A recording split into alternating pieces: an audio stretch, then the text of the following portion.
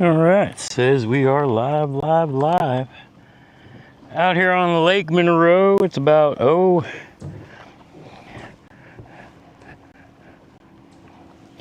10 feet, 12 feet above normal pool.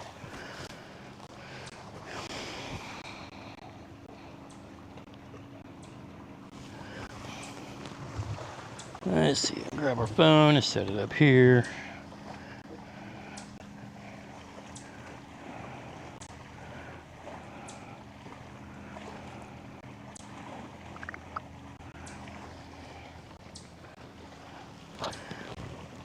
All right, let's grab.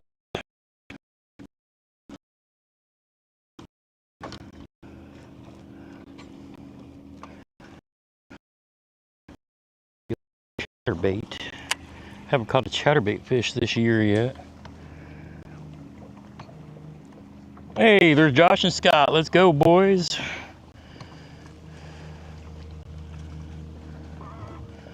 Let's see, I should be. I'm fishing on the opposite. Why is my graph not on? There we go. I'm up scouting around at Lake Monroe. Water's about 12 feet higher. It's flooded. It was a bitch getting the boat in the water. It's gonna be a bitch getting it out, but I don't care. I'm just gonna come spend a few hours scouting around. I know I need to get up there like on the bank, which we'll work on here in a minute. But I'm gonna start scouting Patoka and Monroe because I haven't fished these bodies of water in like years, at least, especially Monroe. Patoka, I've picked the boat ramp and I'm just gonna keep going until I learn the area, more or less.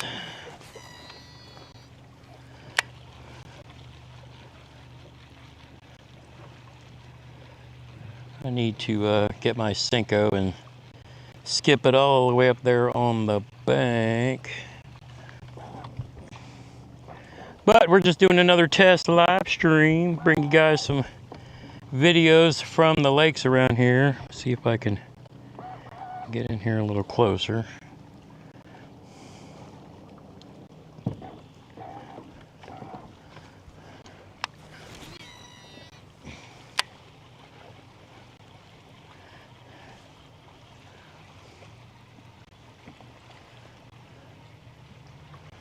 I need to grab one of my little heavier jigs and throw it up there as well. Let's see, I was shooting a video early, so I had my other pole back there. Get off the branch. Really? One little limb and I gotta find it? I need to get that black and blue Senko. That water just looks too good. Too good. Because I want to be able to skip all the way up onto the bank.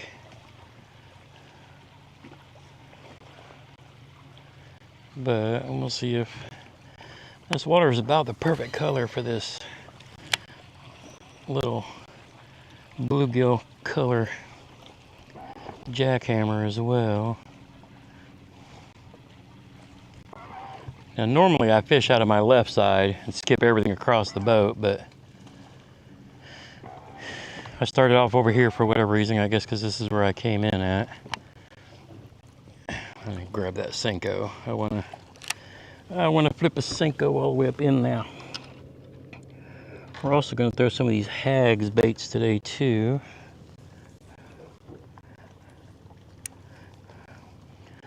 I want a black and blue, but I'll go ahead and use this green pumpkin until it falls out of service. See if we can't work the edge of these tree lines. I will be watching the chat as best I can, but the sun is kind of in my face and making it a bitch to see the screen, and I gotta make sure I don't let the wind blow me into these trees. Yeah, because it's carrying. I need to speed up the trolling motor a bit because the big boats out on the main lake are pushing a lot of waves up in here. And it's making me fly through here a little faster than I want to.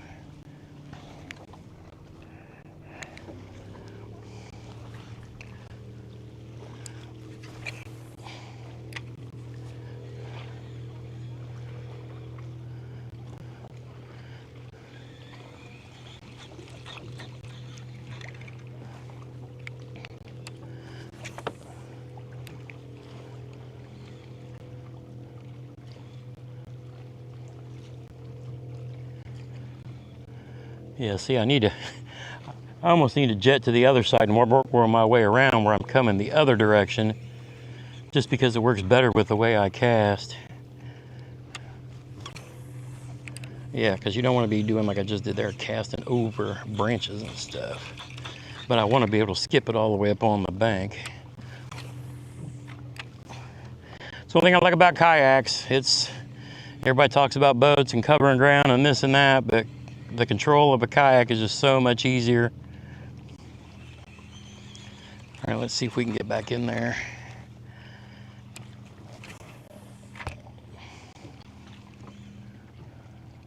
How's everybody's Sunday going so far? I've had an awesome weekend. Friday went to a ball game with my youngest and his wife. Took her to her first professional baseball game, Braves and the Reds. And then we got a hotel and took our sweet time getting home yesterday, where we chilled out and rested. Then we had Sweet Pea come over and she spent the night. And went home this morning. I was like, well, I don't normally like to go fish on Sundays because work on Monday, and work this week is going to be 10 times worse because we got an inspection for the next 2 weeks, and I just skipped that up into the weeds.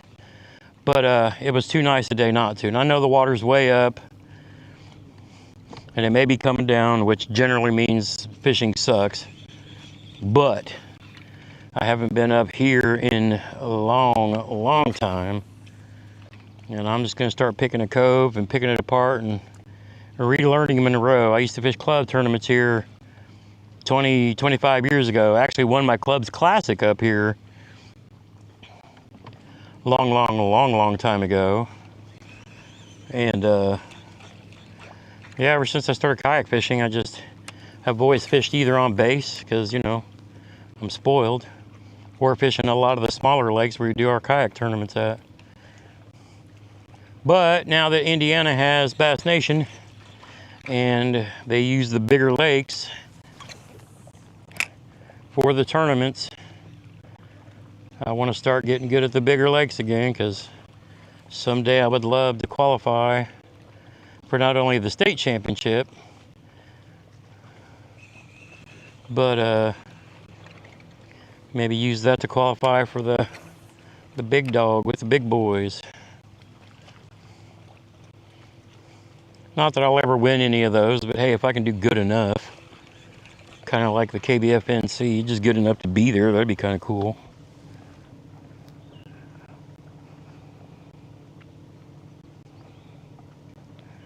Josh said he caught smallies on Friday, but it wasn't.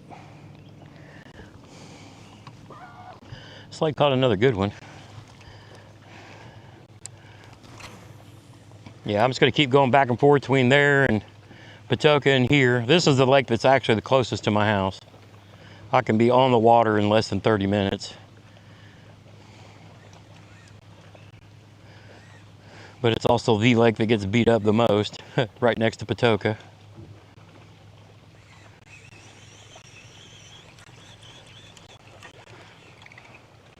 But I am just going to start. I picked a ramp that's close to me, and I'm just going to start learning it.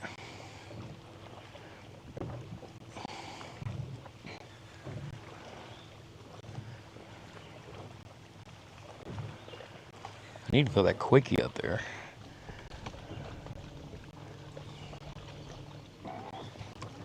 Catch one of them big ones.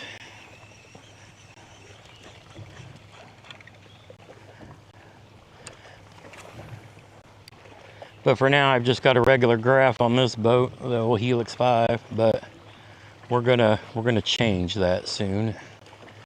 I want to be able to study structure and stuff like that too, so I'm gonna have a setup where I can go back and forth between a boat and a kayak, so I can have one graph and find stuff and then mark stuff with it. But for now, we're just fishing. I can't really catch fish using a live scope, but where it is handy is finding like brush piles and things like that. Stuff that I can mark and come back and fish later.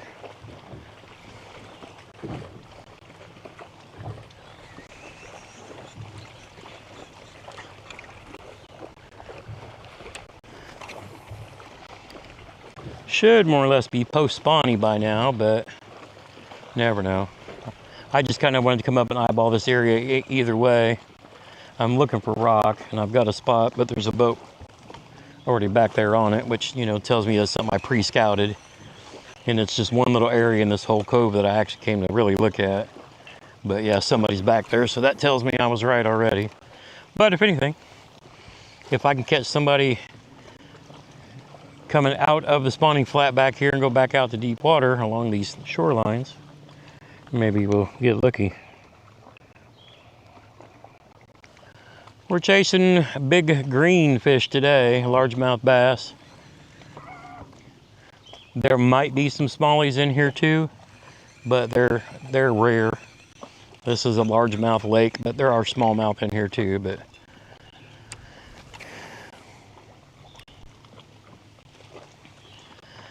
so yeah, but this lake is my PB in Indiana. Actually, come out of this lake, and that was probably more than 20 years ago. Just under 7 pounds.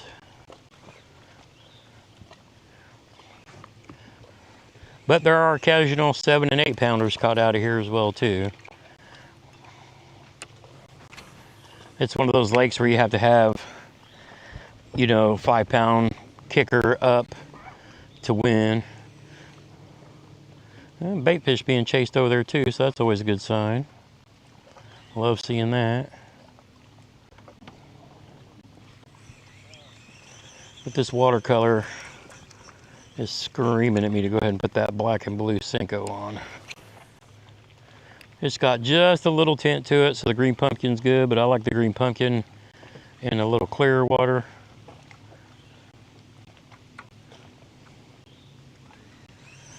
All right, I'm gonna do what I know I need to do, and that's put a green pumpkin Senko on. Just got a new bulk pack of green pumpkin Senkos in the mail from Yamamoto.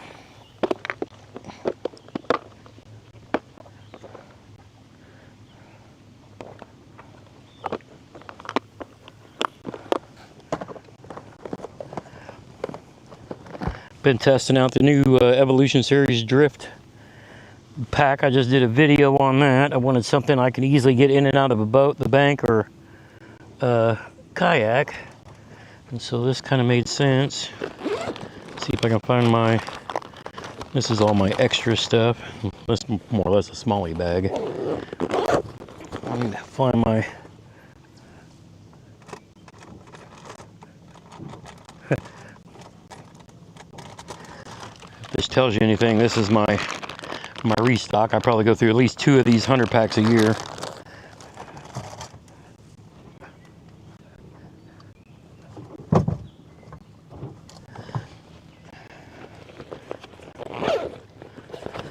I'm looking for my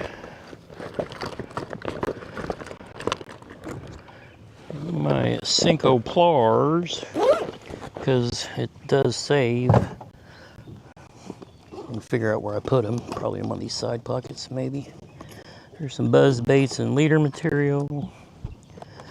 That's the problem with being off the water so long. I've got stuff and I don't know where I have it all put. There it is. Need my O-ring tool. Oh, if I catch one, it'll be good. If I catch one more after that, it'll be even better. If we catch a big one, hey, it's even a blessing. So we'll take what we can get. We will take whatever we can get. Let's go ahead and get her fed on here.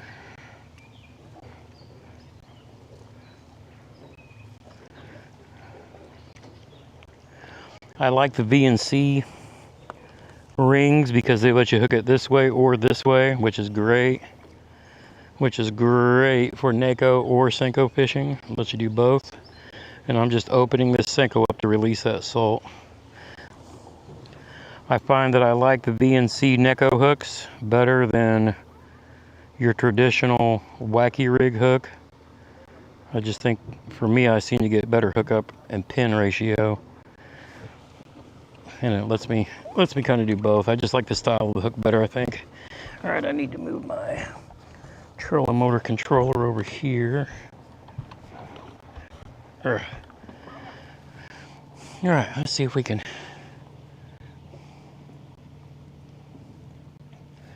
Part of me says I just need a motor over and do that because I'm fishing completely opposite of the way I normally do.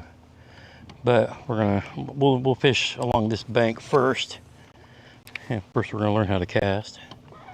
Quit being a wuss. Get that. I need to get it up there on the bank.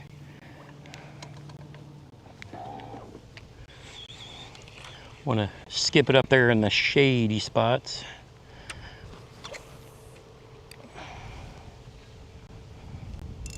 Check my drag, it's good.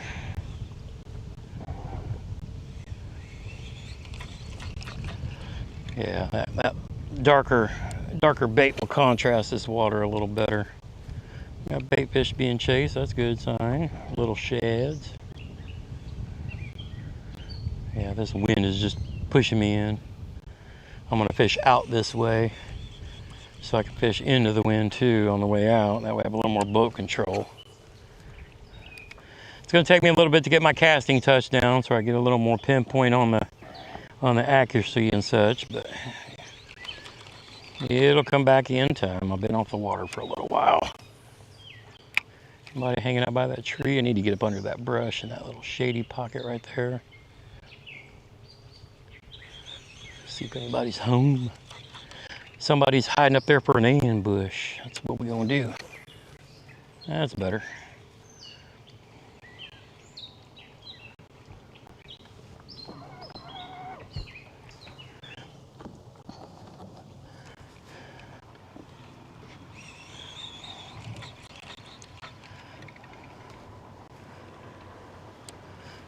Oh yeah, I definitely need to get out of this. I guess I'm still in the party zone because I got a ski boat coming up right behind me. I'm guessing those buoys there are kind of the idle zone.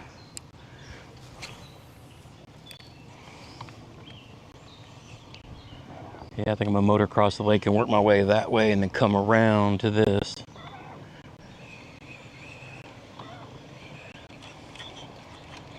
But let's go ahead and hit this outside tree first. What are we in? 16 feet of water.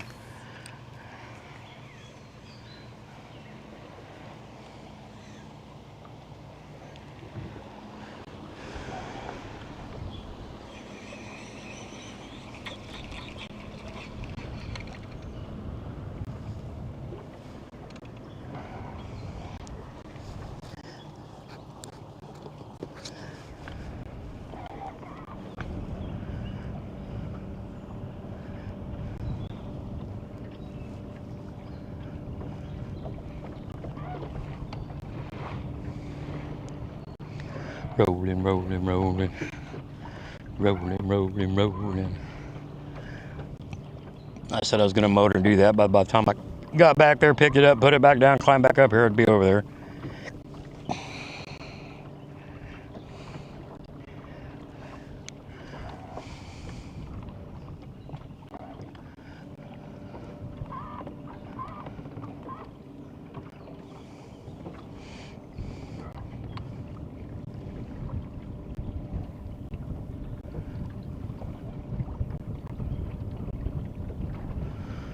Looks like there's lots of docks over here, but I don't see a boat ramp. I think this is just like a come out, hang out, fishing pier kind of place, I think. But that should be a spawning flat back down that way. So if I can catch anybody coming in or out or hanging around. I think there's rock back here. I need to grab my bigger graph, my Garmin, and look at the maps, but I thought there was like a rocky section somewhere back here, but I'm not sure. Of course, this guy's turning around to come back out this way.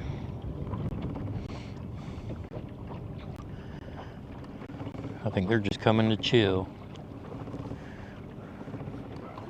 Got some picnickers down here.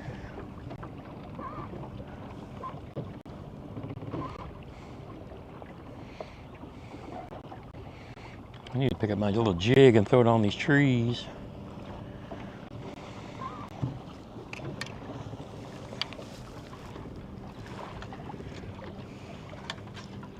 Where's my jig? There's my jig.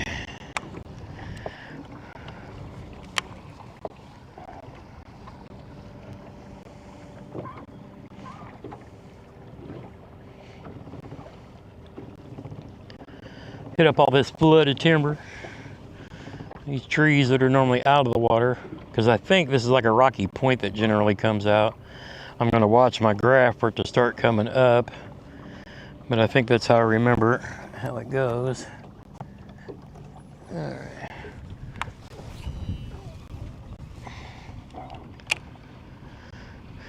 So maybe if there is a rock and it is a point, maybe we'll find some dudes hanging around out there. What's up, Steven? Yeah, I can put, yeah, so you can see right here, it starts coming up. So yeah, we got a shallow point right here that's currently flooded. So we'll, might have to tie on a heavier jig. That's a 1/4 ounce. I'm going to get like a 3/8 or something.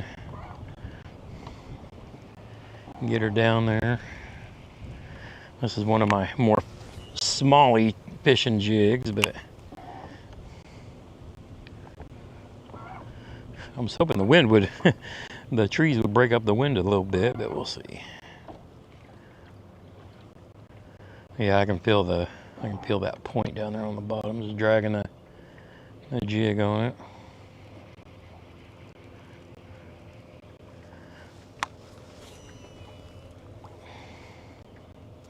Yeah, but I cast it over a branch. Look go.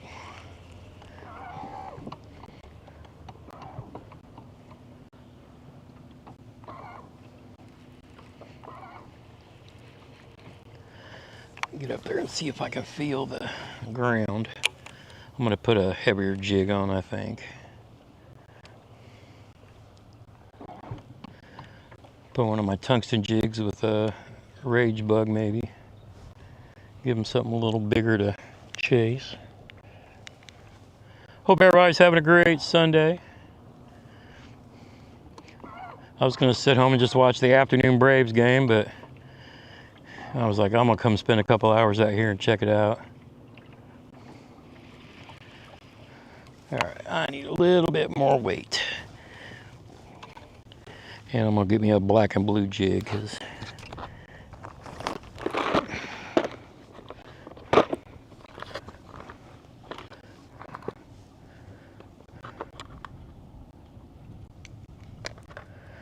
those are all 1/4. These are my tungsten. Oh, nope, those aren't the tungsten.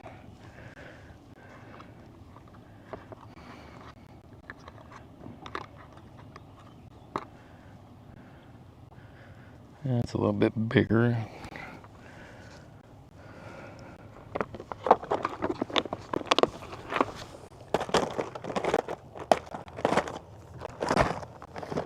Let's see, I got some matching rage bugs up in here. Let's see, I'm gonna go ahead and go black and blue.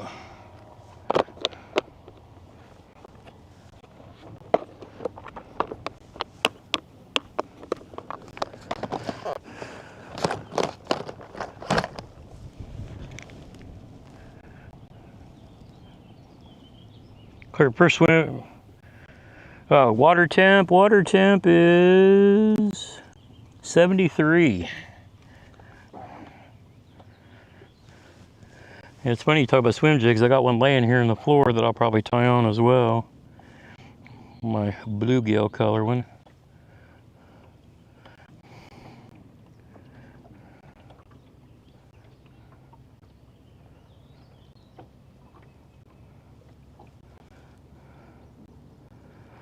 I've got some more crawls and whatnot coming in, because I'd rather fish this rage bug on a Texas rig, which probably wouldn't be a bad. Oh nope, I don't have any Texas rig hooks in. They're still in the mail coming, that I think are going to be actually delivered today. So yeah. If you're just catching up or have never been here before, my name is JT, and I sold all my fishing tackle over the winter because I did not think I'd be able to get on the water this year, because I had open heart surgery last year But before that, I was supposed to get a hernia surgery, but I can't get the hernia surgery until I get off of all my meds, the blood thinners and stuff, in a few months. So I can't have my hernia surgery until this fall or winter, which is probably going to be the case. And so I didn't think I'd be able to fish at all this year, but I have found through being careful and testing myself, I can actually fish out of my boat, and I'm okay. But I have to restock like all my fishing gear, so I've been buying stuff again a little at a time. And the reason why I sold everything was like, look, if I'm going to be off the water for basically a year and a half, 2 years because of the open heart, then I didn't want stuff just sitting around, you know, doing nothing in bags or, you know, in my tackle boxes, getting rusty and stuff. I was like, I'll just sell everything and get new.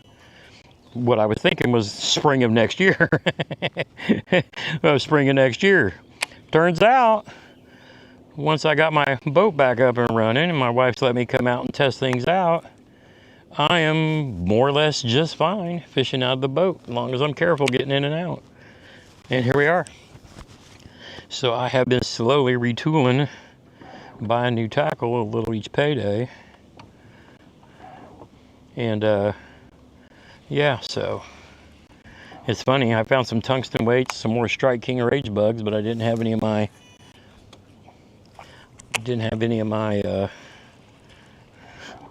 my hooks. You know what, I think I might have in the tackle box, and I might do that anyway just because I like fishing with a Texas rig.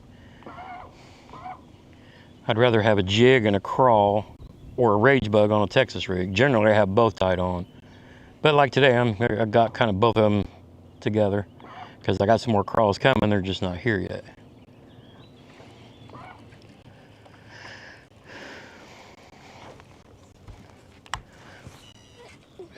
And I'm trying to skip and cast, and I'm rusty as you can get and can't do either. And so, yeah, try not to backlash. These is. But I've been on this lake in like a long time. And in this section of the lake, I haven't been in here in 15 years. All right, there's the bottom there. So if I'm sitting in 13, that's probably 5-6 feet there, but that's all flooded. Normally this is out of the water. This is normally a point that you can walk out on.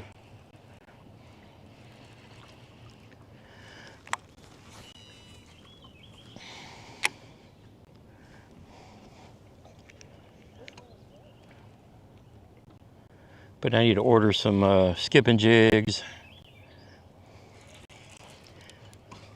There's a flooded timber tree branch that I just got hung up in.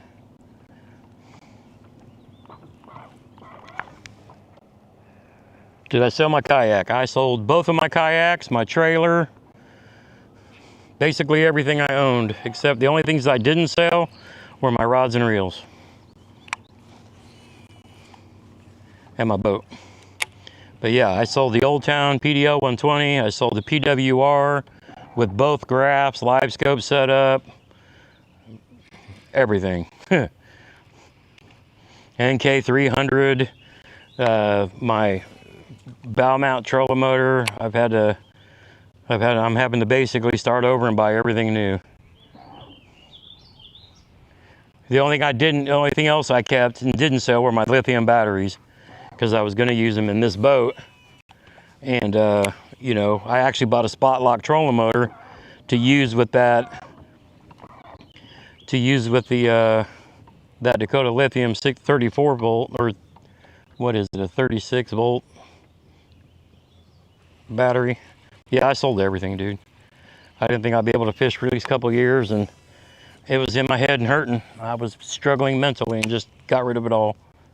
It's like, if I can't do it, I don't want to look at it. I don't want to think about it. Don't want to make videos on anything. I just didn't want to. So yeah, I sold everything except my rods and reels. And had I stayed in the funk mode that I was in probably any longer, I probably would have sold all those too, and then had nothing to come back to. But yeah, it was a struggle.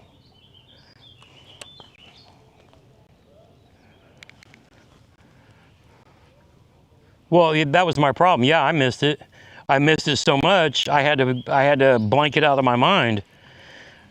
I went and dove into doing sports cards to have something else to do, so I wouldn't think about it.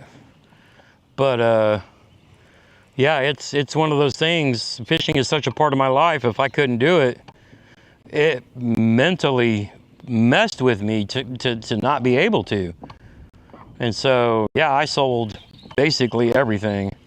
But that changed when Ralph, my buddy, talked me into going down to the Bassmaster Classic, because I didn't think I'd physically be able to. But, you know, my wife said, you've been in the gym, you've been working, your heart's okay, you just got to be careful, you know, for your midsection. But that weekend basically woke me up and sparked it. So I took the boat off the hill, changed the gear oil, changed the oil, flushed the gas tank, and gently got on the water, and so far I've been okay. I have to be very careful, because if I make my hernia worse, I'm putting myself at risk, because I'm on blood thinners, and you can't have surgery when you're on blood thinners because they can't get you to stop bleeding. So I asked my doctor, I said, well, what's my limitation? And she was like, well, if you feel it in your midsection, then stop. But I don't want you to not live your life. And so that's what we've done. You know, I can't, you know, I still got trees in my backyard I need to go cut up and get rid of. But, you know, I haven't done that yet because I can't be doing that kind of straining. But yeah, I can do lightweight, you know, kind of stuff. And that's what I've been doing. And, you know, so far so good. We've been careful. Oh, that's a chatterbait box. I need... But, yeah, so we've just worked our way back into it. And, you know, but that's why I'm doing these live streams instead of, like, editing videos as much, because now I can just come on the water and go live and you know, chat with you guys and you know, see if we can catch some fish. But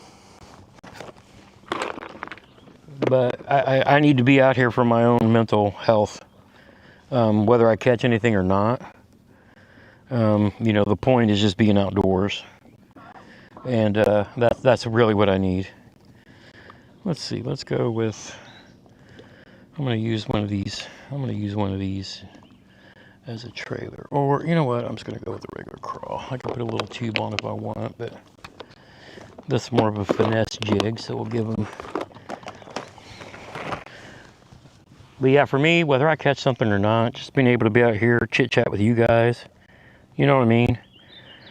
I feel like I'm living life again versus being stuck in the house.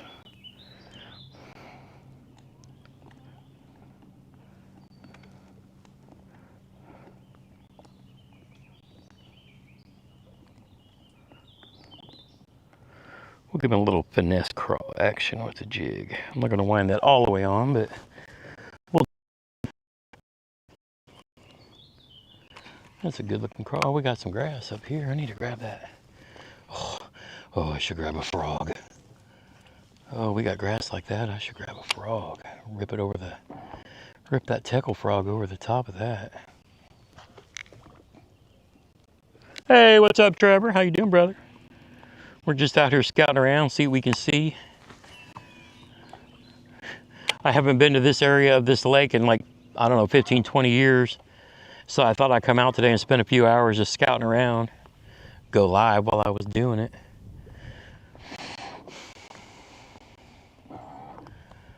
The water here, this is about 10 foot high, so this whole point, people normally walk out. You see the road. I'm pointing, you guys can see. You see the road. That comes out right through here and goes all the way out to the end. So people will come out here and park and walk on this little point and fish. But it's all underwater. The lake is about 12 foot. But the good news is, it's going to probably suck for fishing now because the water's probably starting to draw down, which generally means when the water's coming down was when it's a little tougher bite. But The good news is the rain is out of the forecast for a while, so we should start heating up a little bit. I said that was grass. What am I thinking? That's bushes. Those are actual bushes along this point. But I'm taking the opportunity to get out today for just a few hours, and I want to scout around. I need to relearn this lake. For the Indiana Bass Nation. The Kayak Nation is here in Indiana now, and they've already had the 2 tournaments here for this year's 2026, but the first 2 tournaments for the 2027 season are this fall. There's a nice corn snake over there swimming, a little bitty dude. The first 2 tournaments of the 27 season are this fall, after the Classic, or the Kayak Championship. So, it's one of those you're saying there's a chance. Now, I have to get cleared by my doctor. I still have to go buy another kayak or get another kayak. And, but I'm like, you know what? Even if I can't get into it this year, even if I'm stuck in the boat, and a lot of people are like, stuck in a boat, bro, really? You have a boat and you're bitching about it? Well, yeah, I'm a kayak guy. I use the boat for crappie and bluegill with my kids and grandkids, but hey, at least we're fishing. But I'm gonna pick apart, some of these 2 lakes that I just haven't fished on, because this is where all the big boat derbs always are. But I figured I'll use the opportunity in the boat to come out and scout around and see if I can figure out a little juicy juice for, future kayak tournaments. So yeah, I'm using the old boat. Now we're in 4 feet of water. So yeah, see, now we're up on that point.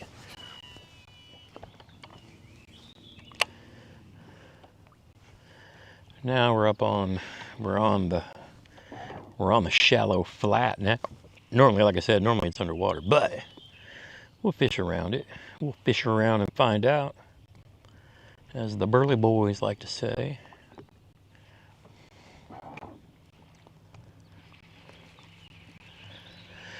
We'll go throw a Cinco against these docks.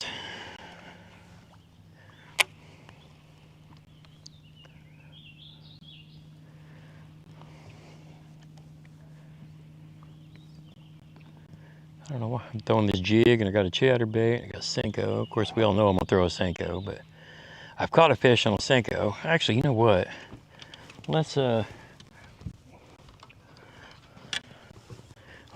bust out some of this cat toy ridiculousness. What do you say?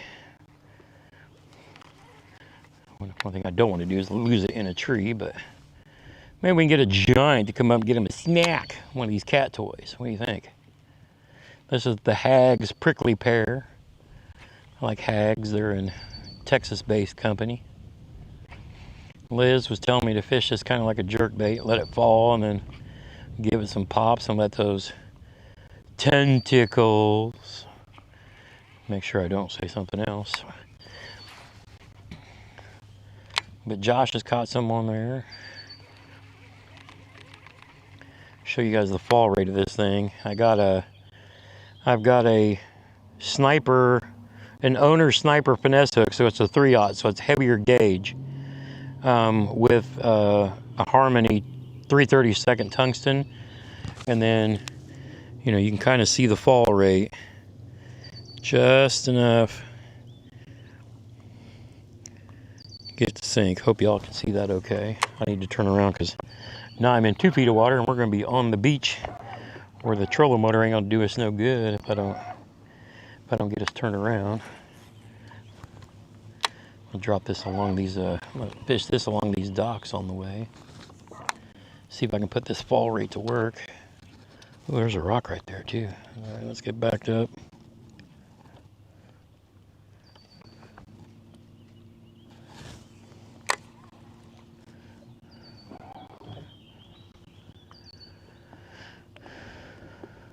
No fish laying there by the rock, by the dock. Come on. Oh, cat toy on the dock. There we go. Got some bait fish swimming around out here. See if there's anything up there by that corner. Let's see if I can cast where I say I'm gonna cast. See if we can get somebody pop out under this dock. See if there's anybody hiding under there. Of course, I gotta wait a little longer for that to fall. It's pretty slow sinking, even with a 3/32 tungsten weight.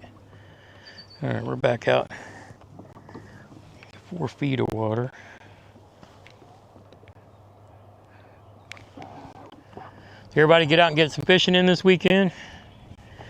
Nope. Turn the motor back up because the wind started blowing again. I saw the Bassmaster down in Santee Cooper. They had to cancel day 2, which really sucks. There was 6 guys yesterday, one day over 100 inches. One dude had a 24, 22, a bunch of 21s. I mean, I think if the wind hadn't kind of played, because I guess it's a shallow lake, so they say the wind is the most dangerous in shallow lakes like that.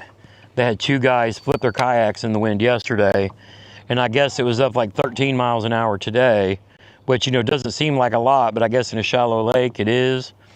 And so they canceled the event today, but I wanted to see if somebody was going to put up like 200 inches in one tournament. But that was absolutely freaking crazy. I know one of our guys from Indiana was in the top 20, I think, Matt Kiefer.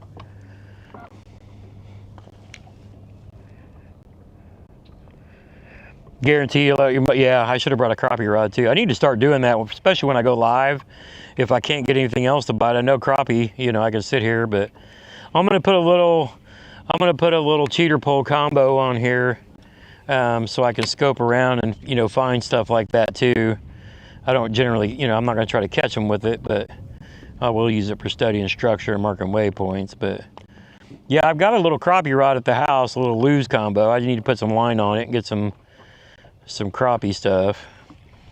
That way I can come out and catch fish no matter what. Be fishing with Gramps, you know.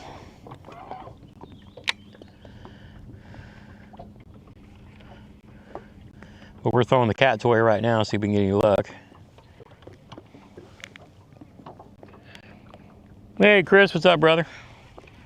I am doing good out here enjoying this most beautiful of days. Figure I'll come out for a few hours. Can't stay out too long because I gotta work tomorrow, and we have an inspection this next 2 weeks. It's gonna beat my ass, but I needed some mental health therapy, and I decided to get my butt out here on the water. Even though I can't complain, I had a great weekend as it is already so far. Ball game Friday with my kids, and grandbabe spent the night last night. It was awesome. Normally I'll get up and make her some cheesy eggs for breakfast, but she was in the mood for some muffins and Lucky Charms this morning. And what Sweet Pea wants, Sweet Pea gets. And then her mom and dad came and picked her up this morning. I was like, I'm gonna go hit the lake for a few hours. Yes, sir, me too. It's gonna be fun. We're gonna take what, you know, the hand we're dealt, so to speak. I'm blessed. You know, I have a boat. Could be worse. I could be out there breaking my knees bank fishing. But yeah, we're gonna make the best of it. We're gonna put the boat to work, catch some bass. I need to get that crappie rod. I'm gonna do that this week. And that way, you know, whenever I'm out, I'm gonna be catching stuff too.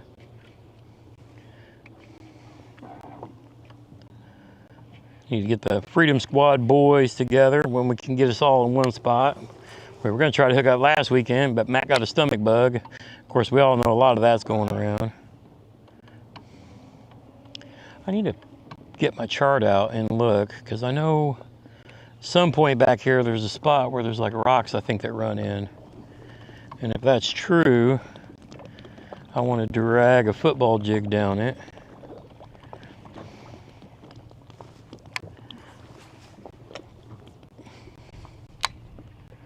This little cat toy is a little slower sinking than what I expect. Hey, somebody out there caught one. he's yelling, I caught a fish. And I'm like, yeah, baby, let's go.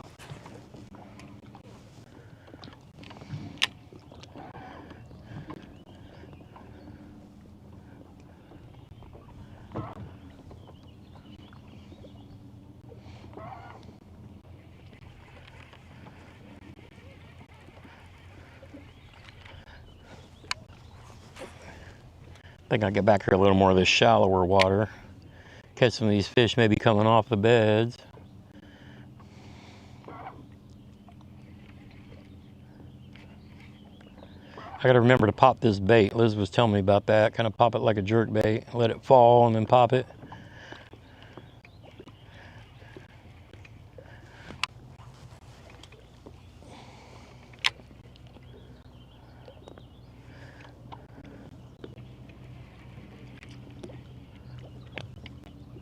I'm gonna drag a jig on this real fast and see if I can feel rock. Maybe what I was seeing on that map was the beach.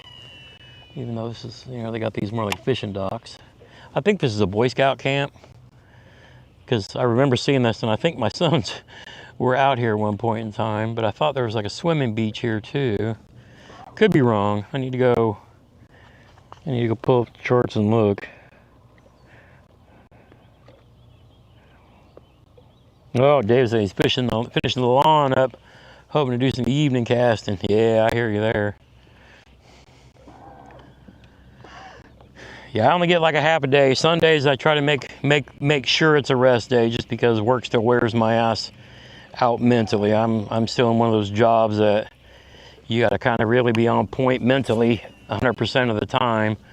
And this week and the next week even more so, because we got an inspection team that's inspecting our region. So I'm a smaller area in a larger area that's being inspected. So working with all my counterparts across Fort Campbell, Fort Knox, and a few other smaller sites like ours, make sure everything's ready, because, you know, we all kind of owe it to each other because we're being inspected as a region. You don't want one region, you know, kind of bringing the whole thing down. So we all work together to kind of make sure everything's as ready as it can be and ready for the inspectors. But I mean, you can fix stuff on the fly, but you gotta be like Johnny on the point when you do it if something's out of compliance or whatever. But you know, it's just part of it when you're dealing with protecting Army networks. But again, I'm the system. It all people, different parts and pieces, and but when it comes down to it, it's my ass is in charge.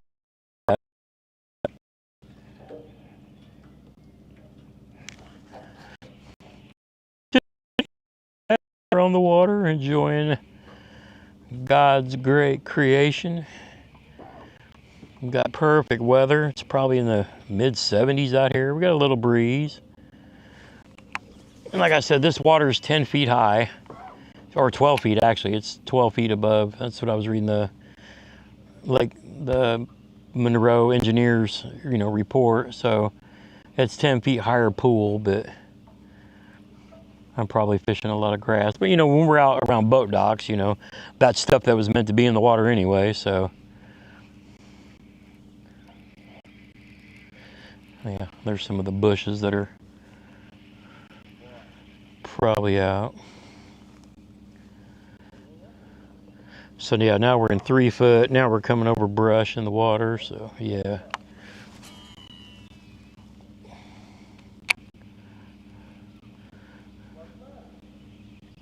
And I just realized there's a crappie boat back in the trees, in the flooded timber. Here I'm talking. At least I think that's what I saw. Yep. Yeah, there's a boat back in the skinny stuff.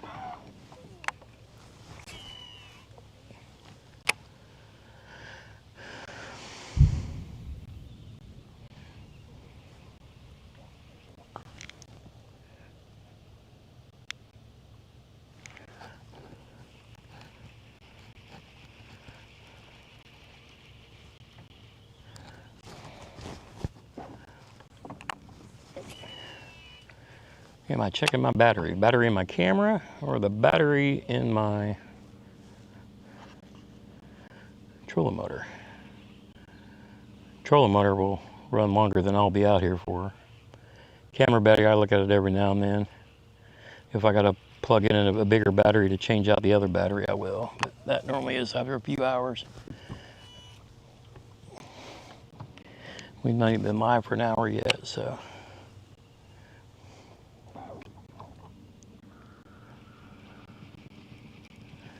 Let's see, we're back out in 10 feet out here.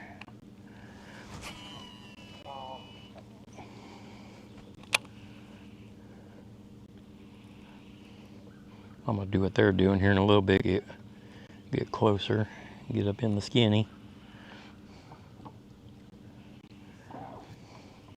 I want to be in that 2 foot range here shortly, but I'm gonna go around where they're at.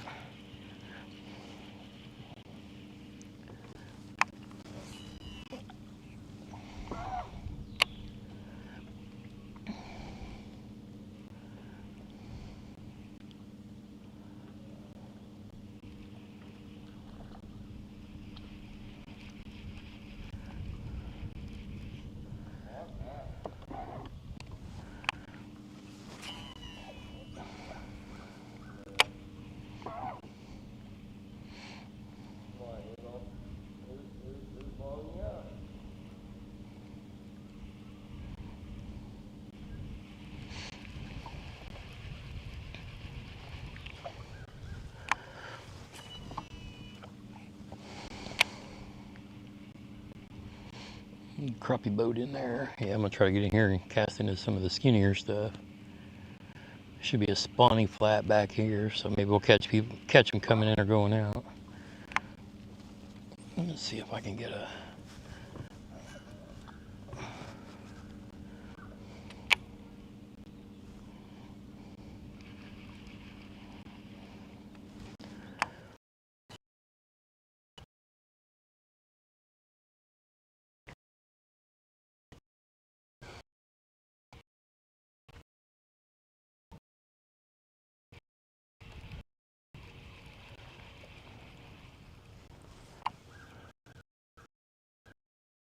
Earlier he was fishing.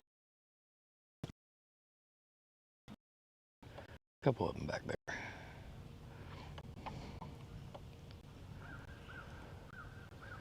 Yeah, now we're back in the 5 foot.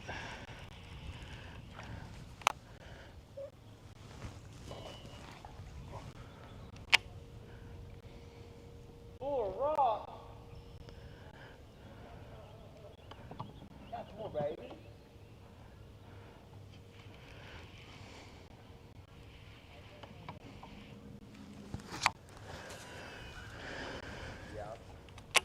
I need to throw a frog on this stuff.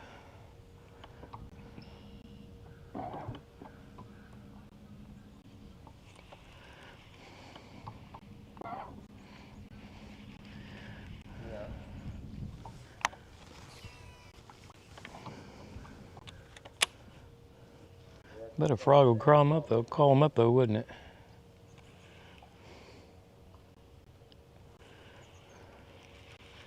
All right, I can't help it. We're gonna grab the frog rod. We're gonna do it to it. How could I not, right?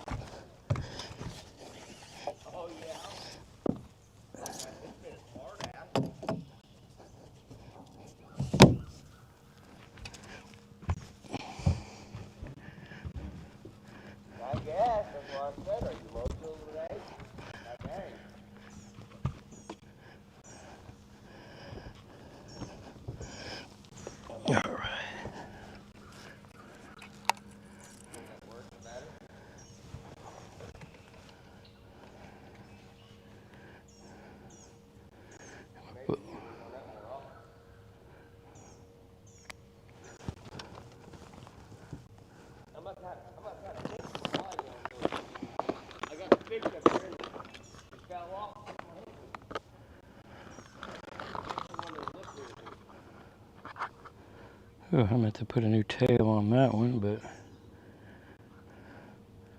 I guess we'll go with this.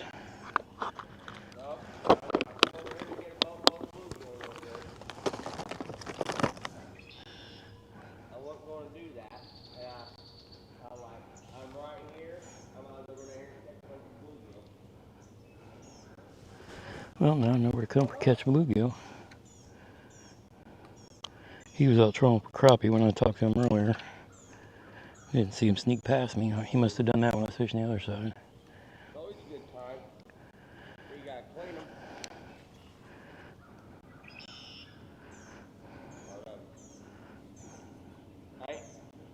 I ain't gonna try to get no. Huh? I ain't gonna try to put no 100 in here. Yeah, I'm sure God could. Alright. See you later. All right, boys. There's your frog. Are you a bass yet, Bob? Nope, sure haven't. Just punching around, see what we can do.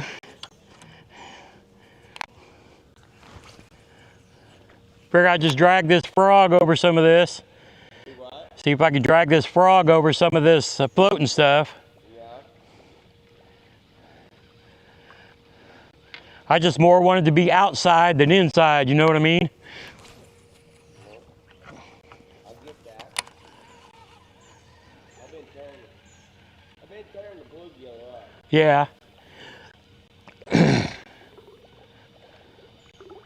been catching them here for a week and a half today. I was gonna say I need to grab one of my bluegill crappie rods just to catch something when I can't get the bass to do anything. Well, I usually do pretty well on pretty good crappies. And Yeah. we come up in here the other day and I mean I just caught bluegill after bluegill after bluegill. So now I've been coming here and knocking them out. Yeah. You catching them on like grubs or minnows, or what are you throwing?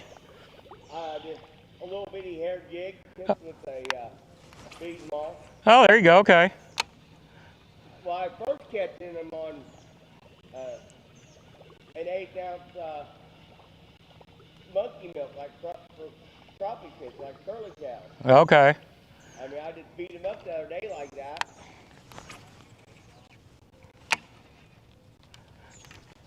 I'll probably thin them out a little bit. Pretty good eating? What, bluegill? Oh, all of them. Oh, yeah. Oh, bluegill's good. Yeah, oh yeah.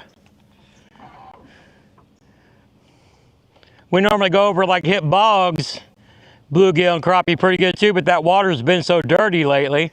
It's always sucking. Yeah, it's crazy. I get some good ones on bogs, but man, it's too far to drive. Yeah. I live down Bedford, so I'm not close to anything. I mean, depends on where you're at in Bedford. Yep. It takes me 40 minutes to get down here. Yeah. It takes me an hour and a half to get down the bog. Oh, yeah.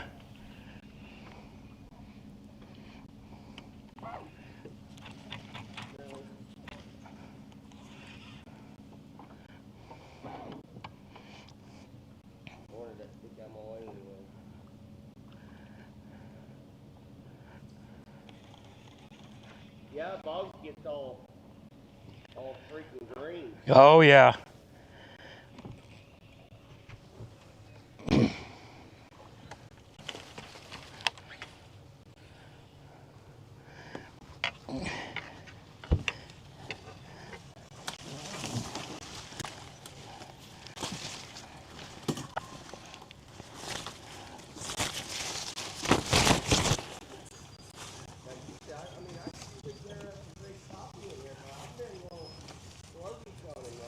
Yeah.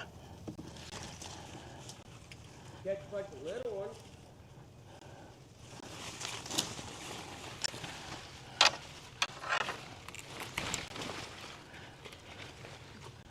They must be 10,000 in these bitches. They're good ones too. They ain't monsters, but Yep. They still fry up good. They're about like the ones you catch down at the bog. Yeah.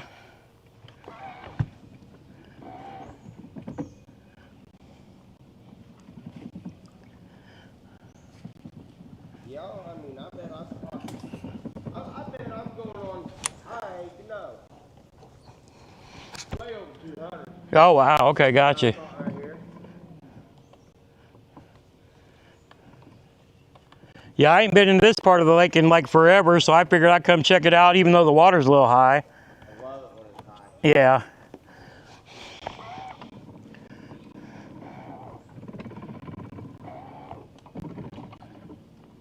Yeah,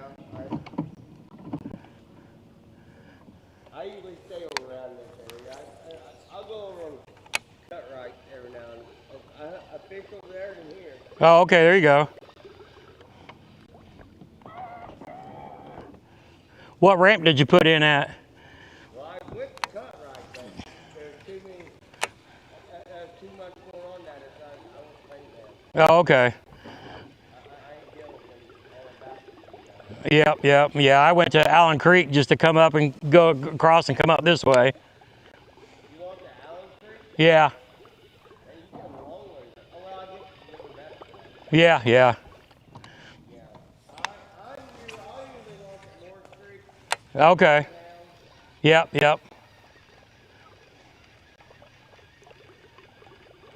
bought a pass because I can't walk at Enoch and Baptist or in Cloverdale.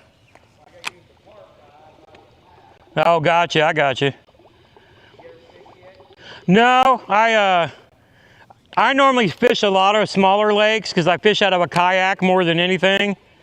But with the water being up everywhere, I figure I'll just get out and try to run around. I didn't figure there'd be as many people out today. Yeah.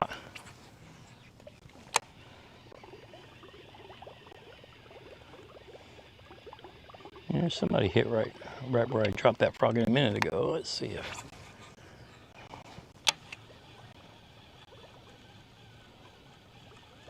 Somebody was chasing back there in that shallow.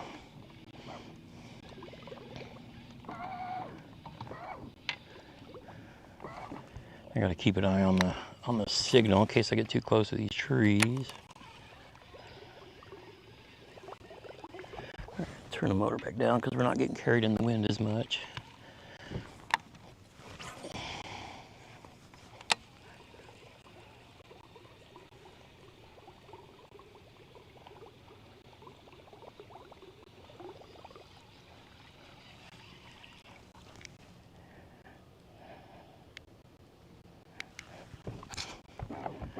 Oh, me and my brother fished at bogs quite a bit, so we got it dialed in pretty good. He won the first tournament he fished there. Well, it's the only tournament he's fished this year. But yeah, he lives about a mile from bogs now, so that's like his home pond.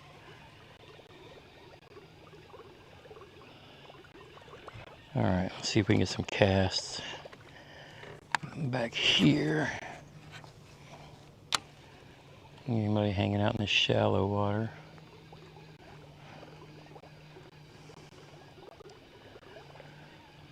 Now, if I was making just a regular video, I'd pull all the way up under the trees and tear that up, but can't do that with the Starlink. That's right, we're here to eyeball a lot too, so I'll come back another day when I'm not live and get back up in there and see how we can do. Oops, that's not very good. Try to pick some of this apart. Probably get right up in a little closer right there. I'm in 10 feet out here.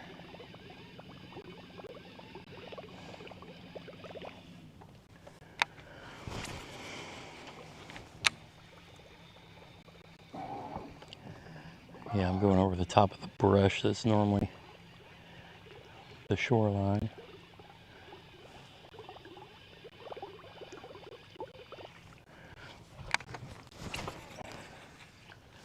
What do you guys think? Gramps get him a frog fish today? How cool would that be? Really want to see a freedom bird. Saw one yesterday morning. We stopped by the ramp at Brush Creek. I'm showing the kids one of the places I fish. Took a picture, and 2 minutes later, a bald eagle flies over while we're sitting there talking. Here, frogfish, frogfish. Come eat my tackle frog. One of the few baits I didn't sell. This isn't the one I normally throw because I gotta put the replacement boot tail on it, which I think is sitting in my tub at the house. My good luck one, but it's a good attention to, I think.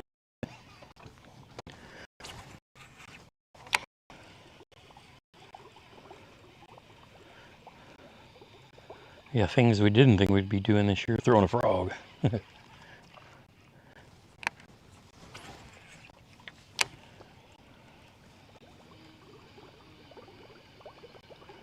This water's got a little bit of stain to it, but it's still pretty clear.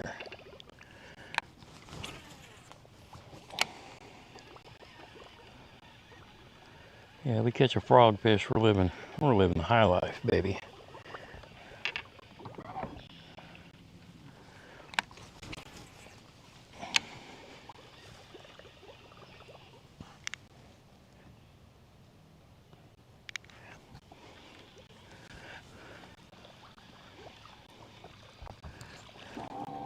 Oh, I hear you.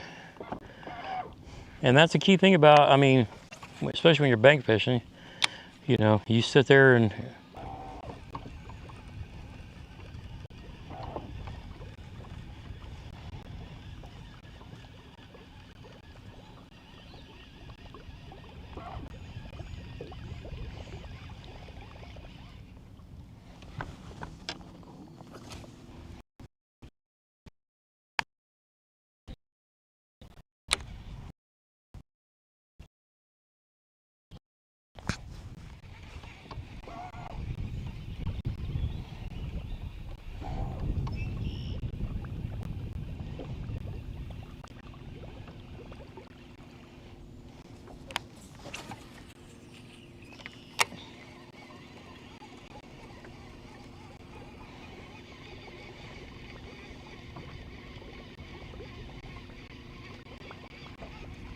yeah, you see all the brush I'm going over. It's normally where it's normally skinny.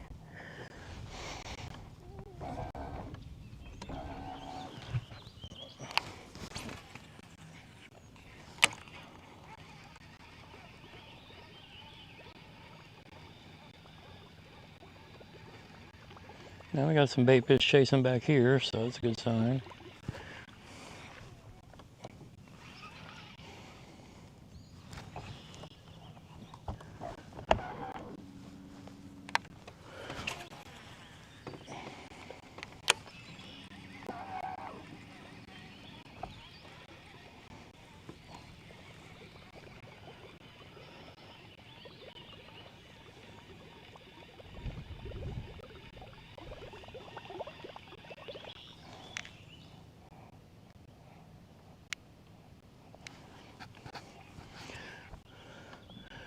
Oh, Shane, you don't know the story of me and frogs.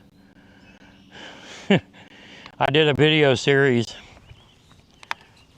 that lasted almost 2 years of me failing to catch fish on frog over and over and over and over.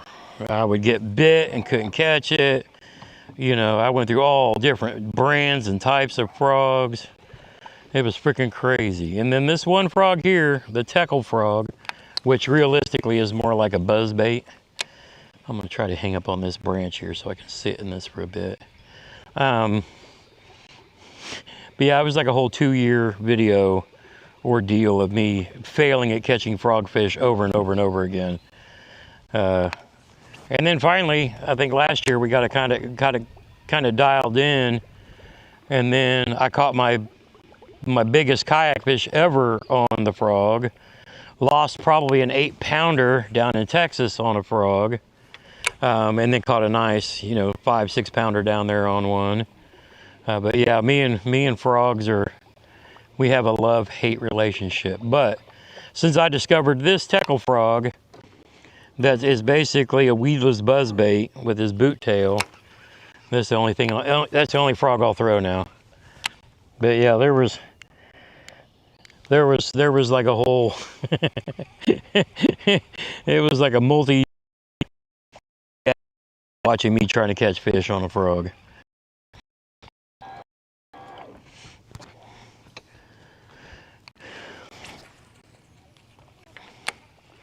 But you see all that skinny water back there? If I was in my kayak, I'd be all back up in there.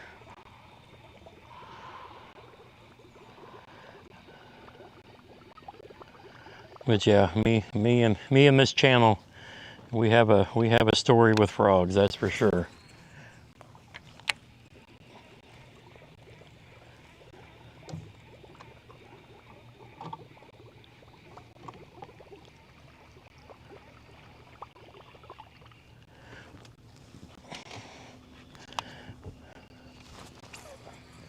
But this teckle frog has been more or less my good luck charm.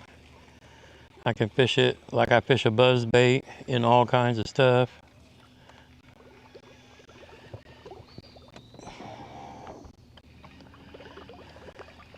And I've caught some really big fish on them.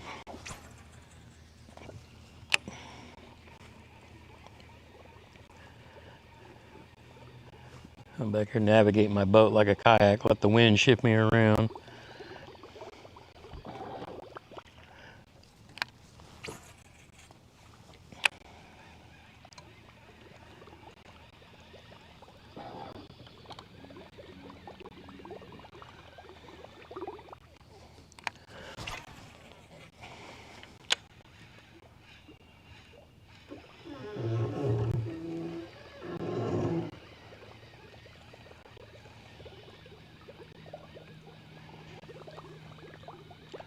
I'm just trying to use it right now to call them up and be somewhat weedless while I'm back here scraping against this tree behind me.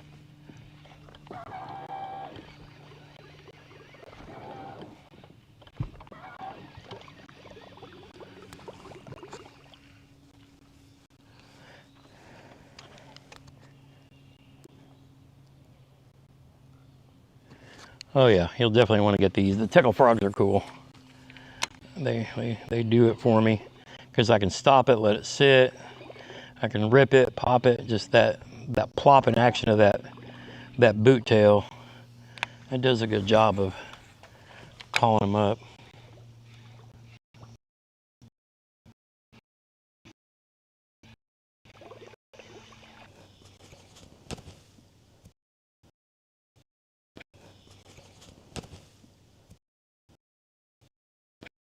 Batteries. Stand by. Gonna plug in my other battery, my external battery, and change batteries, which also means I probably need to. Oh boy, we picked the worst kind of place to do this. Now that the wind's picked up, it's gonna blow us back into these trees. All right, I need to pay attention to that and this at the same time. All right, make sure it's on. Yep.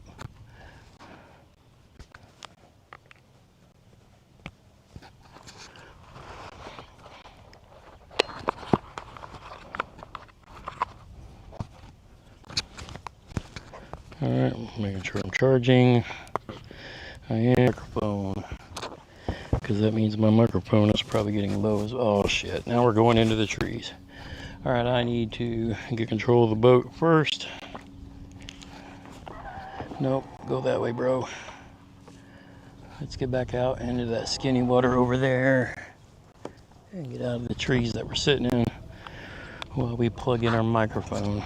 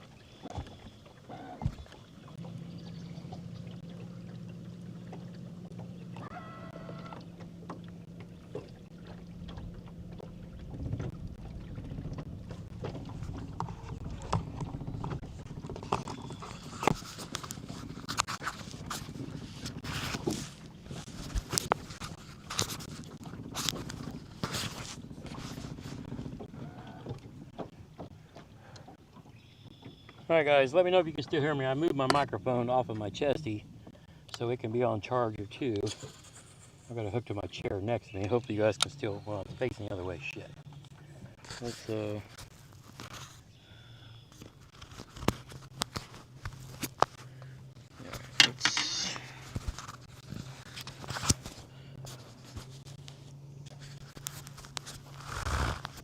hopefully that works. Let me know if you guys can still hear me okay. I got you hooked up to my side strap of my chair.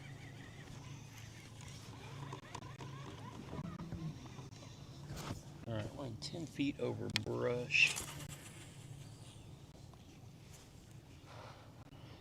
Shane says he can hear me. Alright, good. Yeah, I just had to kind of move it because I got my microphone on charge too.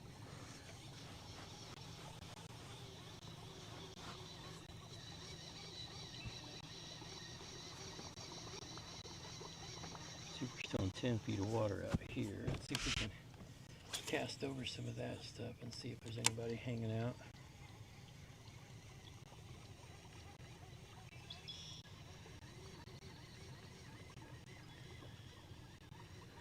Trying to find some access to some shallower water. Maybe we can get some of the bass chasing.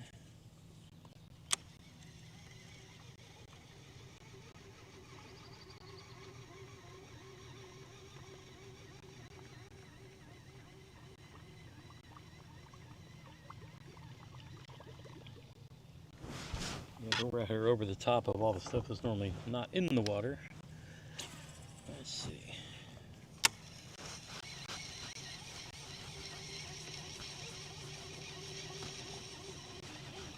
Trying to find any shallow water access is going to be a pain with water up 10 feet. Need to find some fish out here chasing somebody.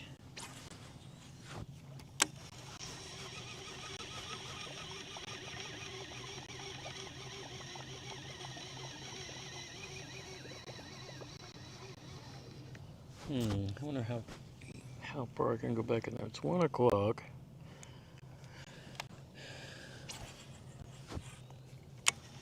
Of course, fishing in the middle of the day, you don't catch a lot of fish. But I have found if you're going to catch a big fish, middle of the day seems to be like the one. It's like they come out to eat when others don't.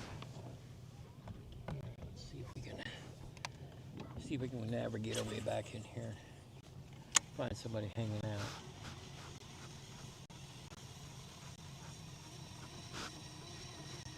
I'd like to get like into like some 5-foot water instead of 10 foot. A little easier to call them up. But I gotta be careful back here so I don't get my motor hung up and get stuck where I can't get out.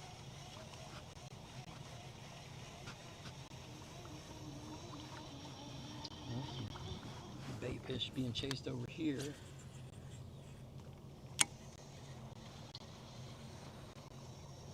If there's somebody chasing, that means there's somebody eating.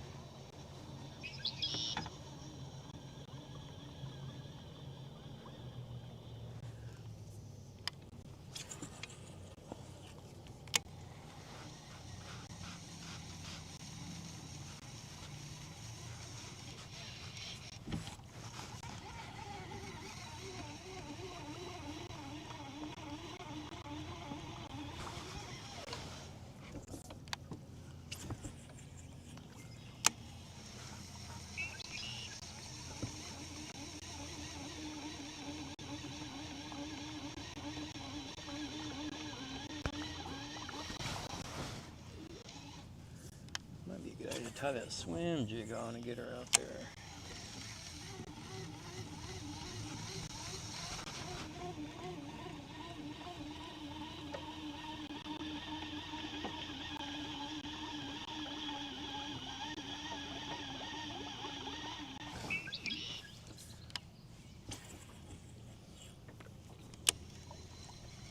But I think I want to go get on that bank and see if I can't find some of that shade.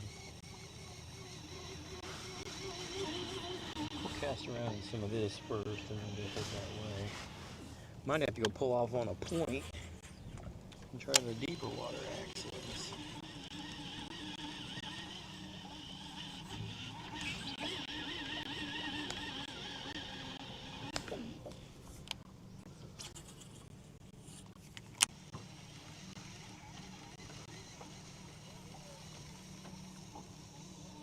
Try to find somebody hanging out under this stuff that must come up in an ambush. Alright, let's go hit the bank over on that side.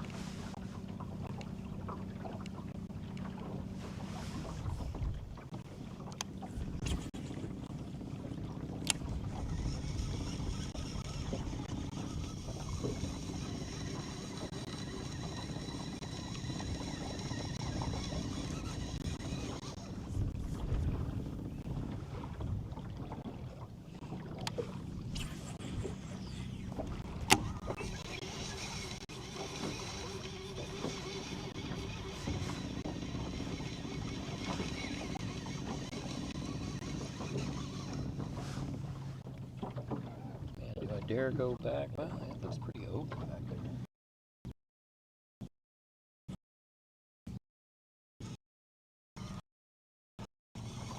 Do I work my way? No. I can go back there and work my way through all that and then go that way. Of course, I'm fishing behind that boat. Oh no, I don't. He was over here. The crappie guy was here.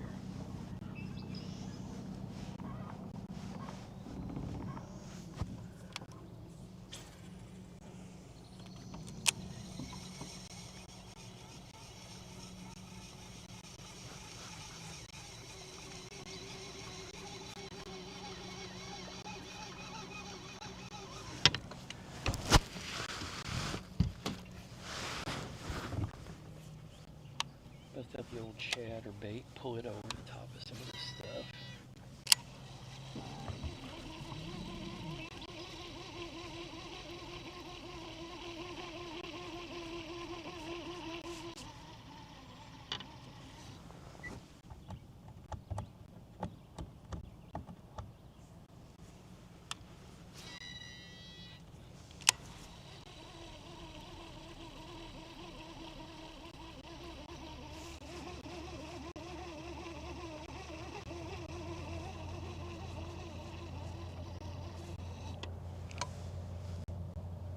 You guys drop me a G in the chat. Let me know you're still in here.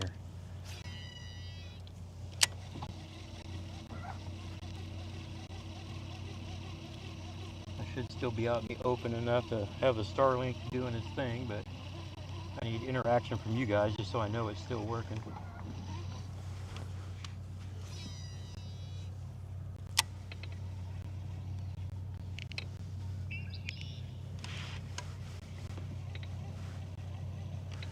I gotta get some Loctite.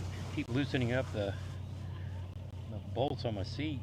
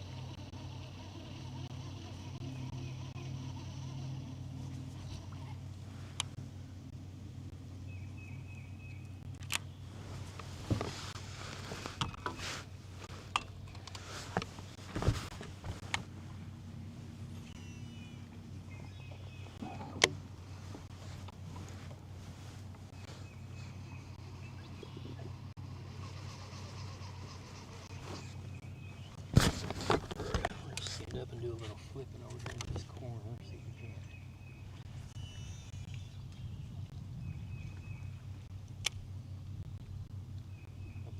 pulled me into this brush right here.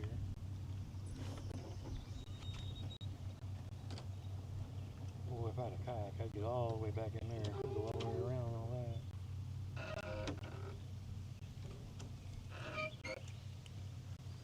Pick up on the brush.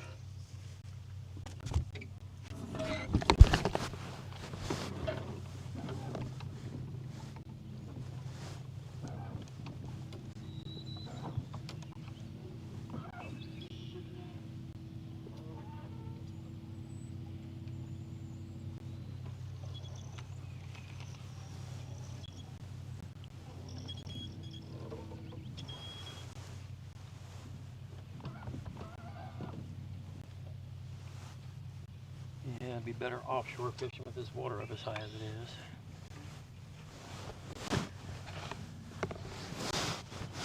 Pull this loose. There we go.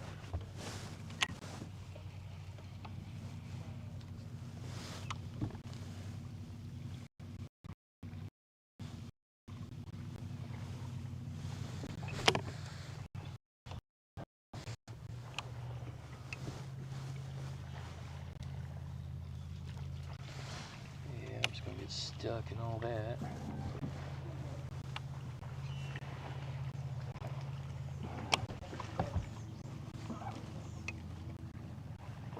There's some more guys back in this shallow stuff.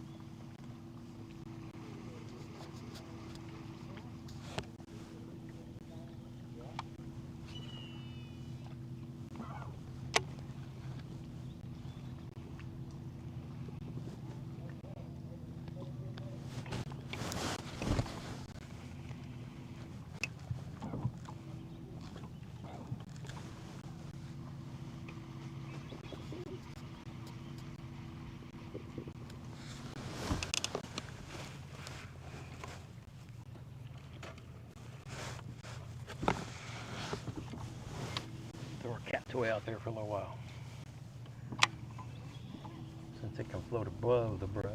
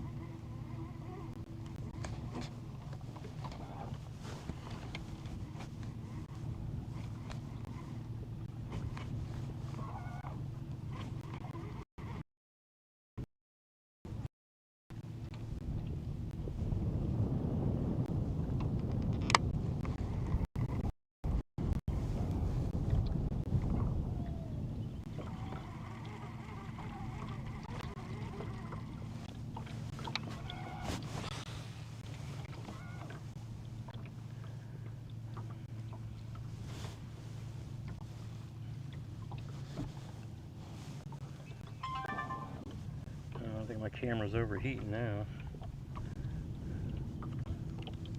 Is that what you're telling me? You're overheating? Oh no, that battery wasn't charged. What the hell? How was that battery not charged? It says 10%. There's no way.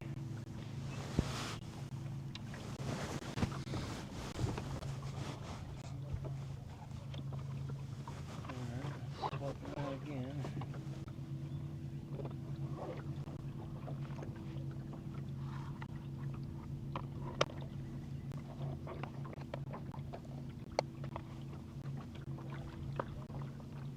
Well, these are all green, okay.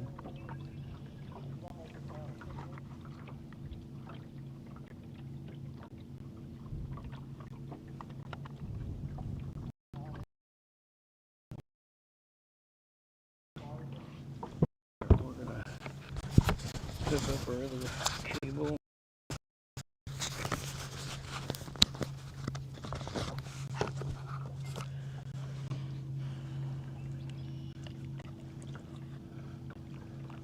camera.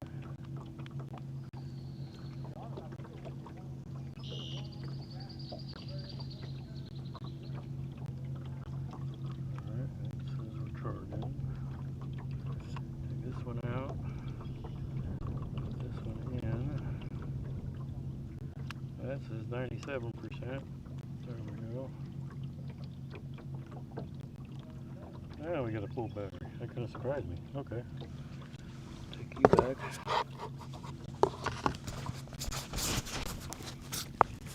Get you back into the microphone.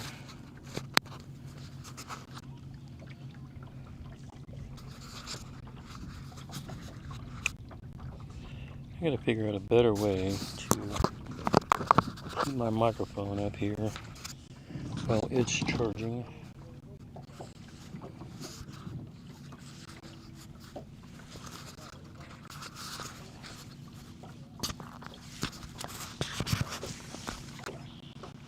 Do that for now.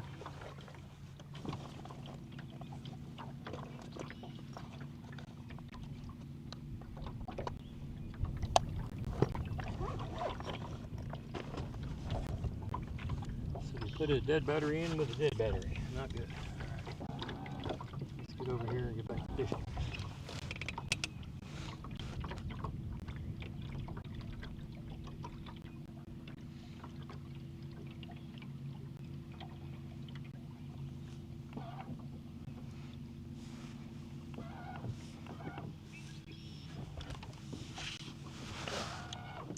Let's back up and get over here. Back to the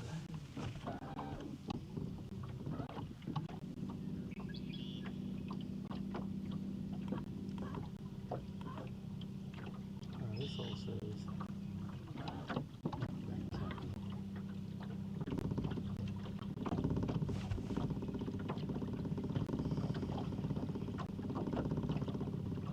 Oh, okay, there's the boat. They're over there. The boat's right in there. Probably crappie or bass fishing there up close.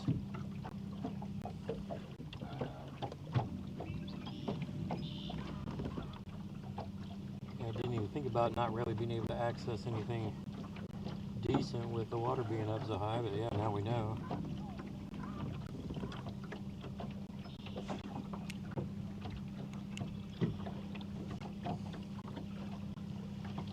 Try to get in some of the shallower water with the old hags up here. It sinks a lot slower than the others, so a better chance of pulling fish out. But I can't do like they're doing because then I won't have the Starlink.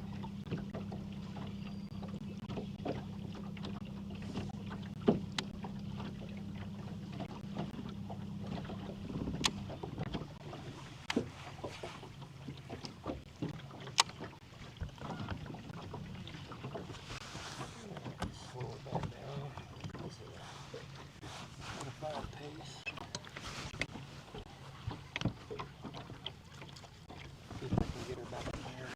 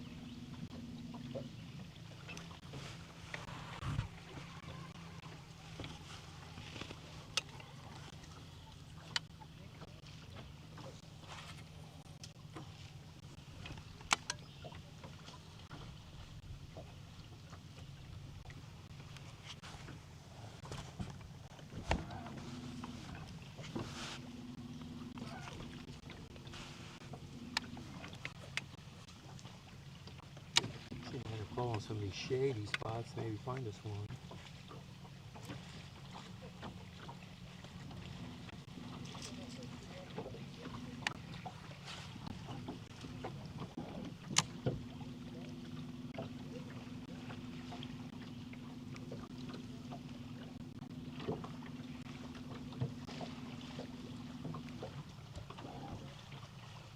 Oh, he's out on Griffey, all right, cool. Yeah, I'm just goofing around up here in all the flooded stuff, see if I can't get lucky. I can't get right up back in there because I gotta stay out where I can get the Starlink signal. So I'm trying to like hit the shady spots with one of these cat toys because it sinks so slow that maybe I can keep it above all this flooded brush.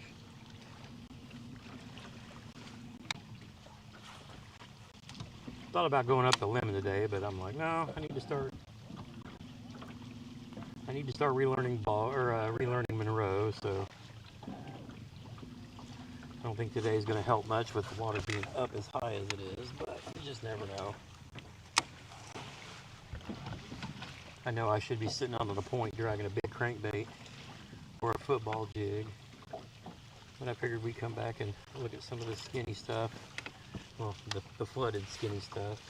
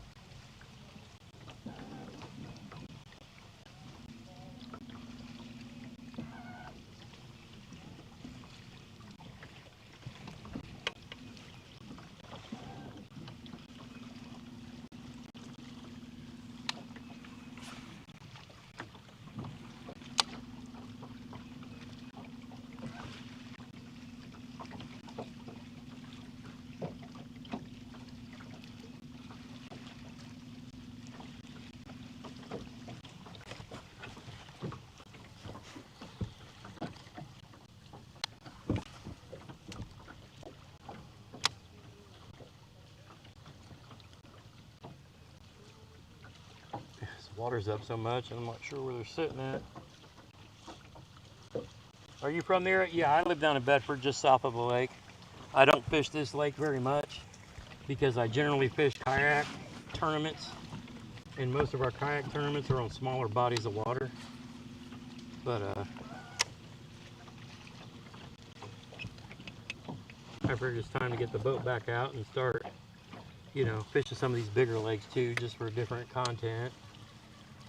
And to relearn the bigger lakes that I typically ignore. So I'm going to focus a lot on Monroe and Patoka this year.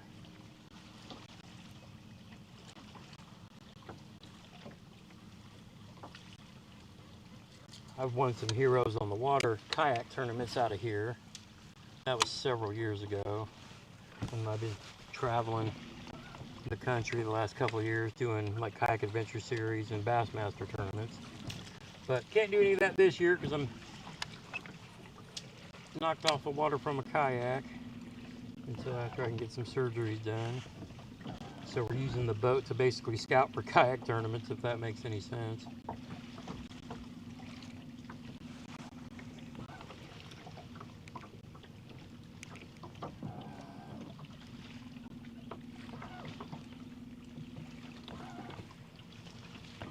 I want to throw a jig up and all that, but it's all flooded brush and I just get hung up. So I'm trying to use this hags to kind of come over the top of a lot of this.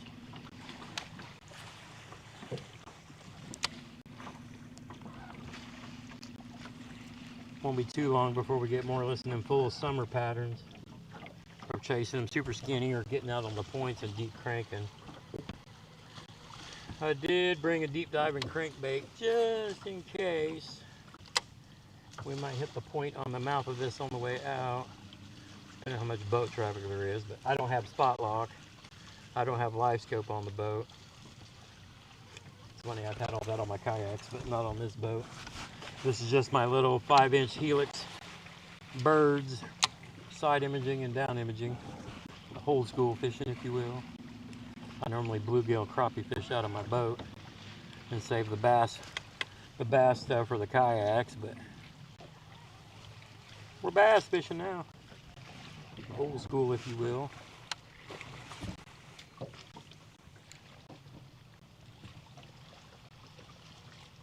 Oh, canoe is a great way to do it. Yep.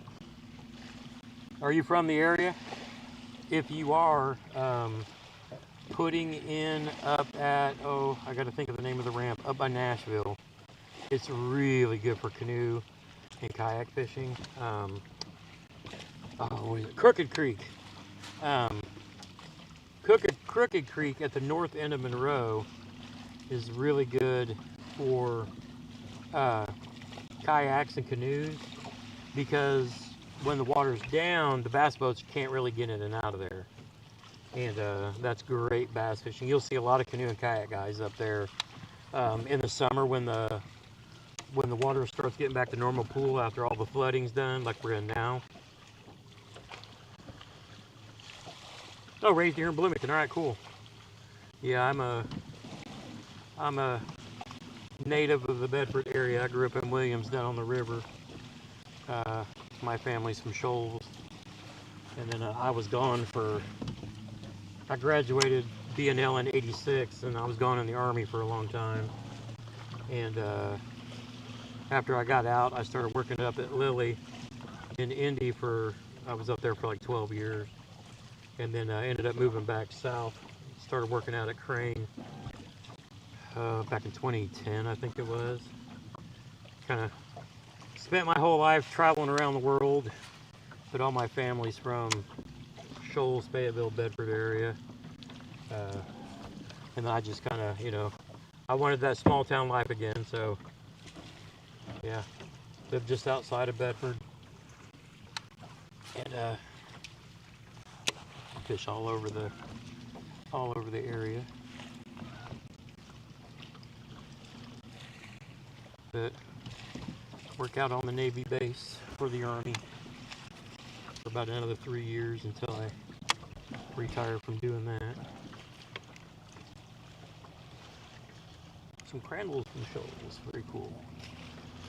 Yeah, my whole family are Hickman and Jenkins lines.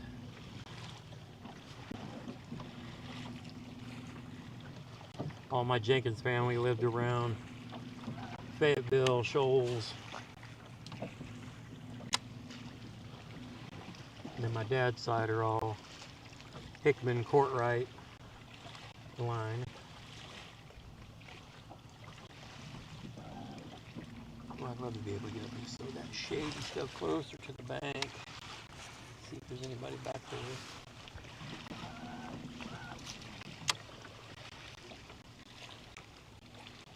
Cousin works at Crane. Sweet.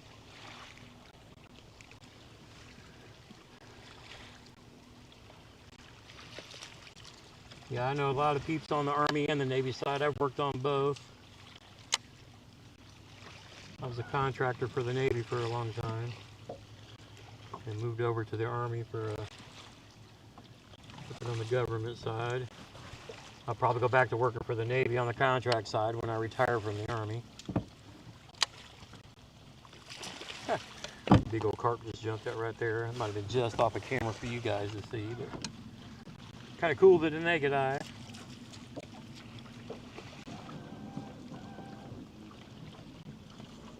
Yeah, generally if this is normal pool and I didn't have all the brush to deal with, I'd be throwing a jig through all of this. But I'm trying to throw this hags to kind of stay above it. See if I can't get some mondo to come up and eat it.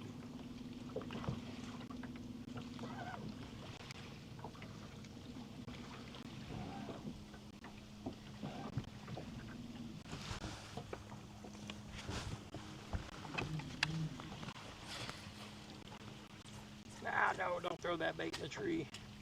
Uh-oh, I think that came off the hook. Oh, no it didn't. Well, it's a pretty stout hook. I don't think it would. Alright, I'm going to see if I can't park here and get some casts into some of the shade. Or at least the shade lines. See if I can't get somebody come out and ambush that's sitting in the shade.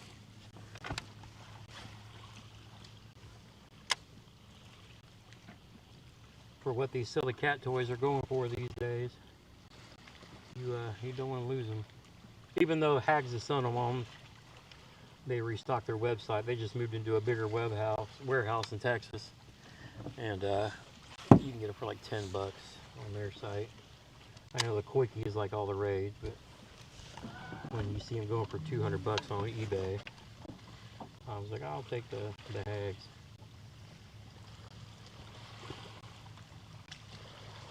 Yeah, right up in all that skinny stuff where I'd really love to be. Yeah, because we're still in 7 feet of water out here. Nope.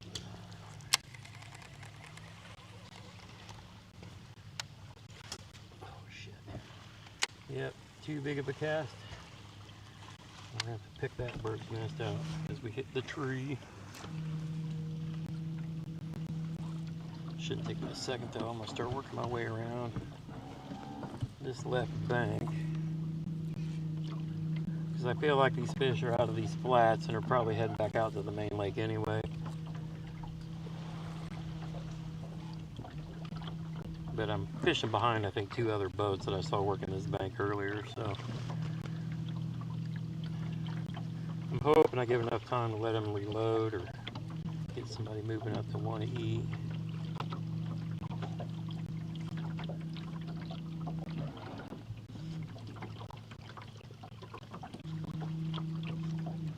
Yeah, no matter how good you are with your thumb and a bait caster, if you hit a branch that you're not expecting, it's going to do its thing on you. And you just got to pick it out. Find the right angle to pull on.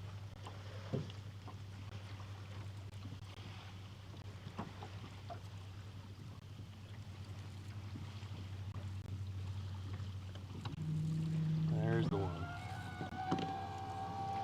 Alright, now we're...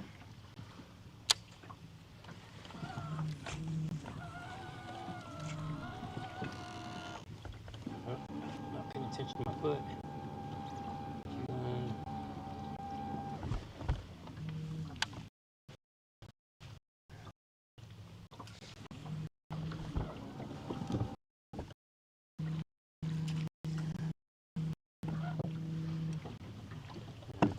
Current and the wind kind of blowing me into this stuff, so I'm going to get out a bit so we can make some casts.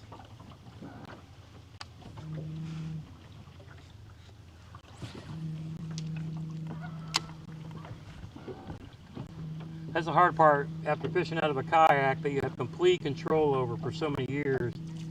Boat fishing is just like a whole different ball game for me.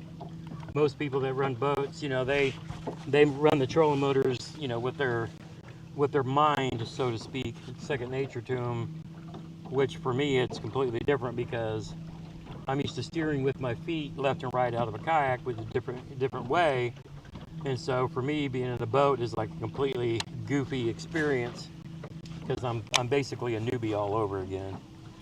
All right, I'm gonna try to get up into this little pocket over here on the left. Got some waves busting in on us.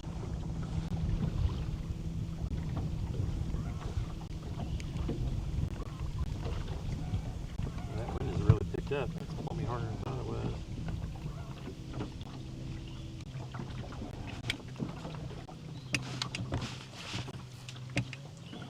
Lots of good shade over here to my left. You guys can see this.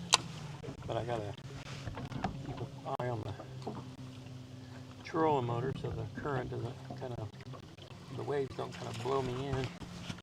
Let's see if we can get one. It's not where I wanted. This thing isn't heavy enough to really, there. It's not really heavy enough to, I need to find a heavier tungsten. It's still a little slow on the fall.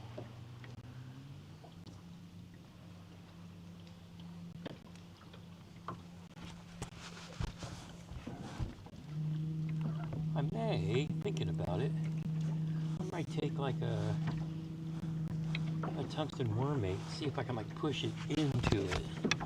So it's not like a nail, but like a worm weight where I can push it in there and maybe leave it in there. Have it inside the plastic, so to speak. or some BBs or something.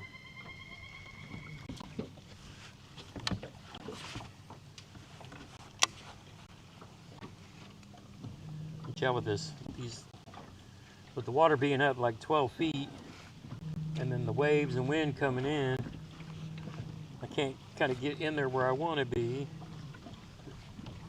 But I mean, hey, we're fishing. Can't complain about that. It's just a different kind of experience. I hate braid. That's me though. I use braid on spinning reels and the frog rod, and that's it. I hate the way you cast anywhere into the wind. That shit's wrapped around your tips. My brother fishes with all braid, and I'm like, nope. I did it for years. Power Pro, Sunline, all of it. I get the same thing. I'll put it on my frog rod. I will put it on my spinning rods for smallies. 12 pound, 10 pound braid, but everything else, 15 pound fluoro, 12 pound fluoro for chatterbaits. And we can actually get to the bank over here, all right. Oh, okay, yeah, because we're in more traditional bank out here with the floodwater. Don't really mess with it as much.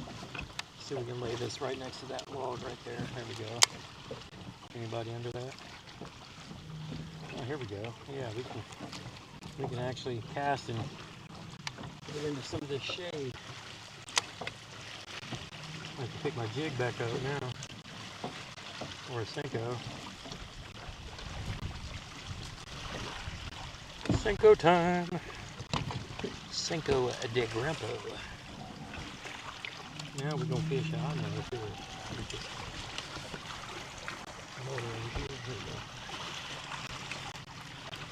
There's still a lot of brush up against that, but we might get caught up in it. But we're gonna be able to fish the shade a little better. We can deal with these waves coming in.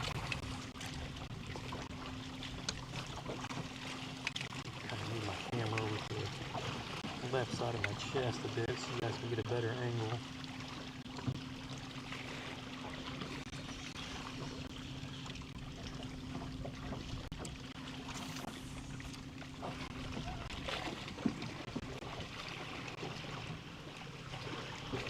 Yeah, I don't know if you guys can hear the wind as much or not, because I got a muff on the mic, and plus it's on the side of my chair out of the wind. But yeah, the wind's blowing pretty good. We got a nice breeze coming in, plus we got the waves coming in from the passing boats. Yeah, let's get that back there where it needed to be.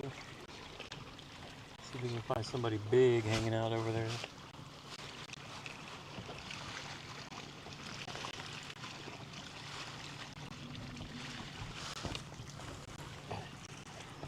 Keep reaching across my trolling motor line, but I'm like, I can move my control over here a little better.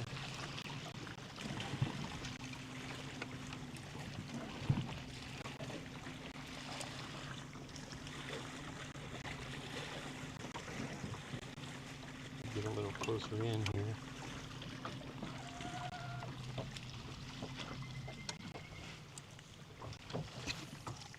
Yeah, let's get far now.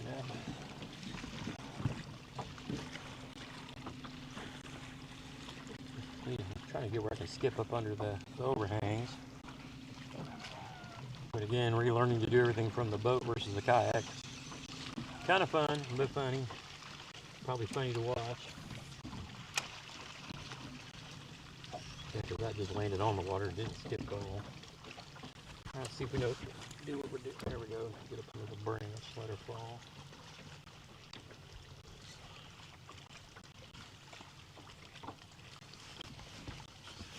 Go back that way a little bit since we're at a good angle for it. Back there by that log.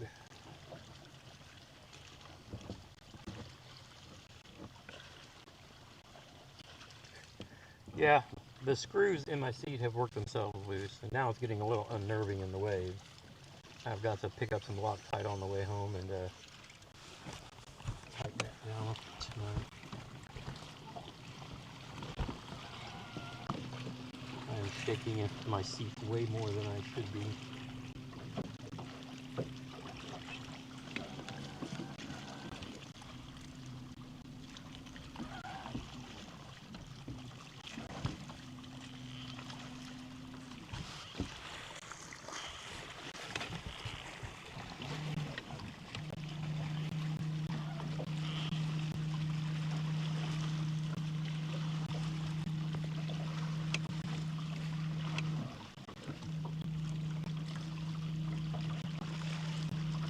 6 to 11 feet. Yeah, that doesn't surprise me. I would expect them to be out a lot deeper as well. My problem is with it being up 12 feet here, and I have not been here very much. I don't know where the natural shoreline is. And so I don't want to be throwing my cranks and other things into basically what would normally be the regular brush line. So I'm trying to throw stuff that I know is not going to get hung up as much. But yeah, the deeper water would actually make more sense. I should put the jig in my hand and just drag it out and be good with it. Probably tie that swim jig on as well, just drag it on the bottom.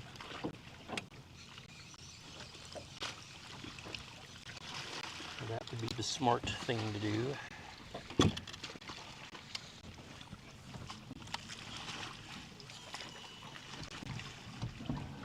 I'll throw this jig out there.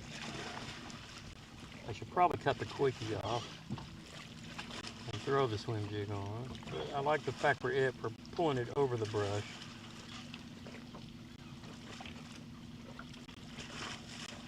Yeah, that's a bitch. I can't even find 6 feet of water. I'm an 11 out here. Probably everything right up on the bank, the edge of these banks is probably where it's that shallow.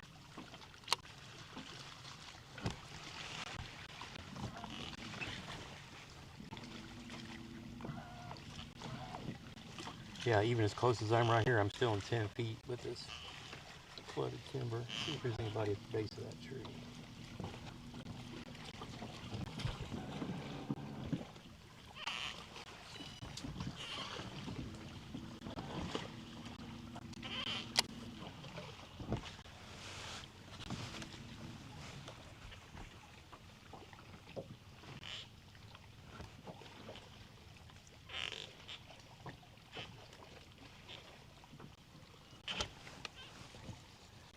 Let's sit here for a few minutes and make several casts.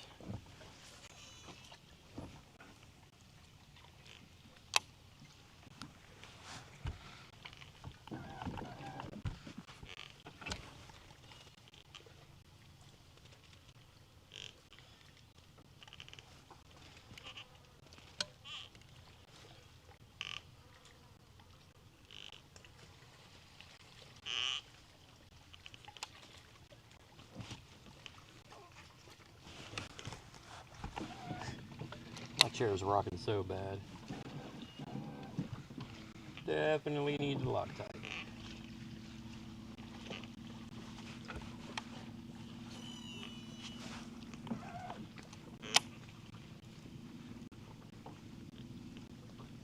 See if we can get to any of this stuff over here.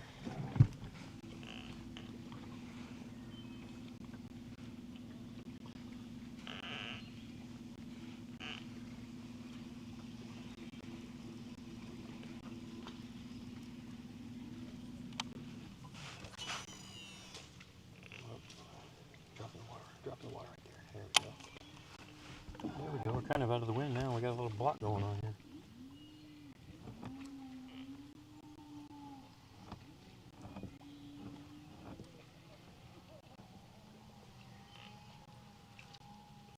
Here, fishy. Yeah,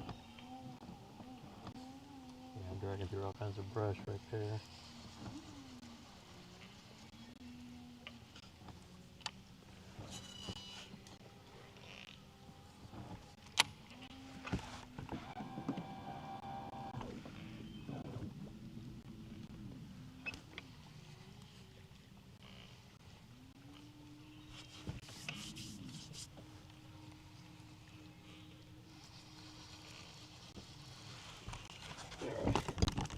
Ramps don't stand up and fish all that much, but let's see if we can land the one next to that tree and grab one.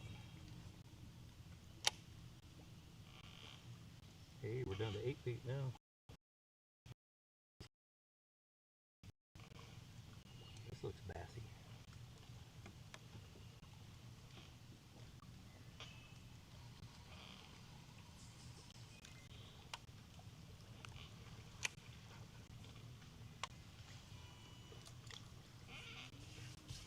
Stop biting on these fly.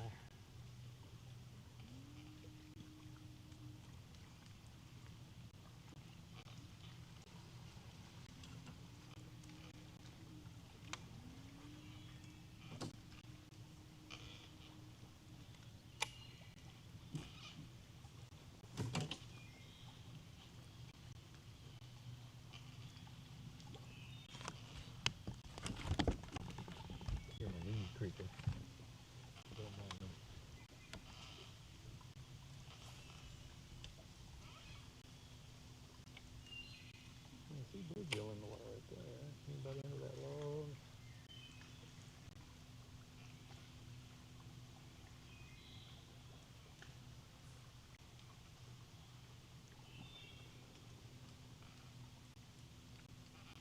Definitely need to buy some more skipping jigs, that's for sure. Using my little tungsten finesse jigs.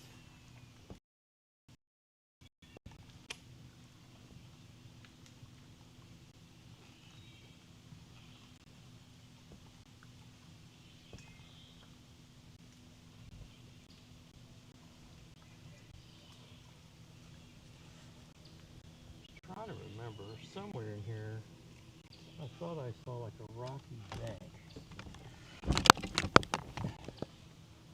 And part of me wonders if it's the other side of that point that I started on, because that's what I'm really looking for.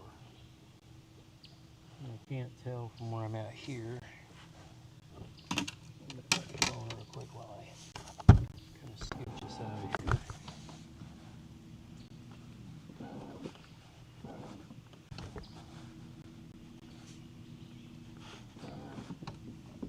I thought I had it marked on my map.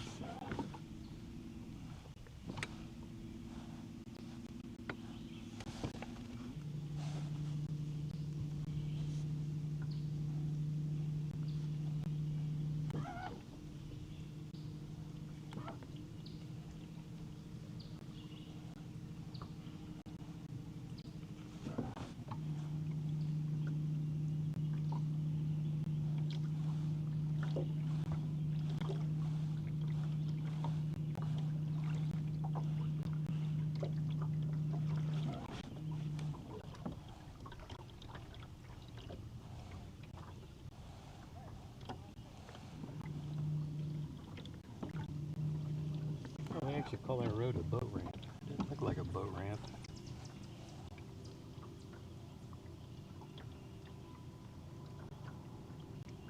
Oh, but I guess it is. That's what's underwater. That point that I was fishing earlier. I guess that comes down and runs down into the water, but it's 10. But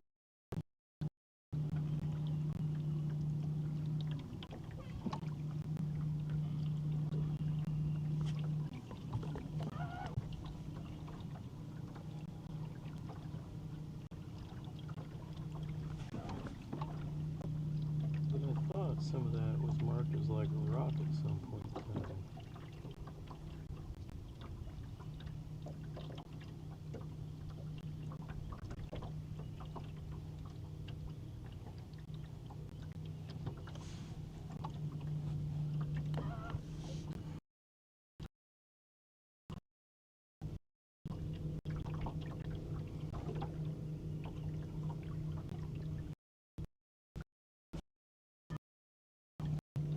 Those guys are out on the point now, so they've done the run and they're doing what I talked about.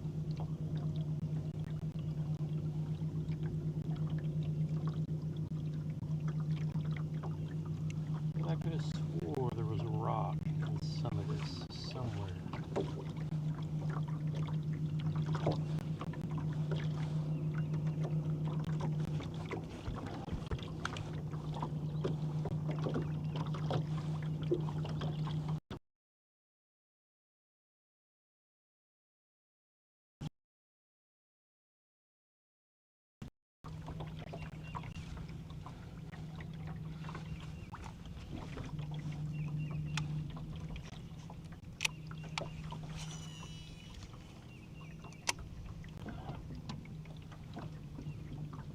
Can't see any rock or anything here. I should just go motor around. But we're at almost 2 o'clock and I need to get back to the boat ramp here shortly.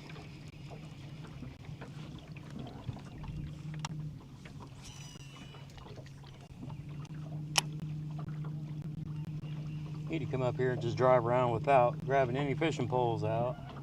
And just go look around, do some scouting. But probably gonna have to wait till the water comes back down.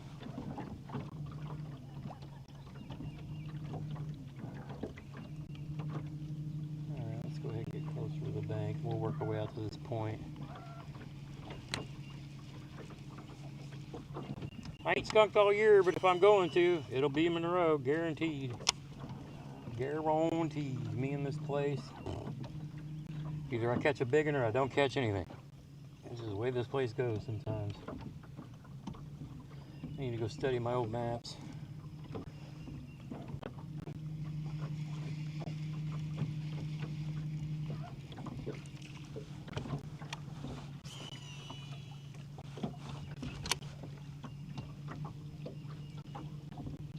Because I have in my head what this place looks like with the water down, but it's like I don't even recognize it.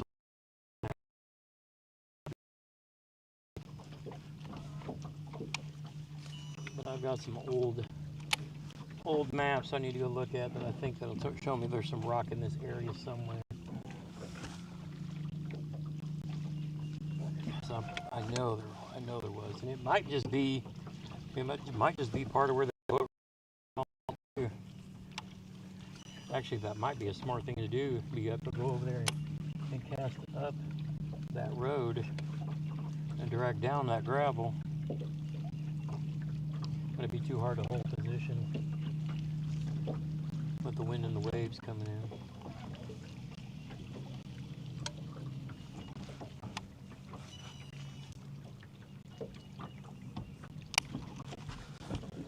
Slow her down now so we can just keep a steady move, but try to hit some of the shallow up.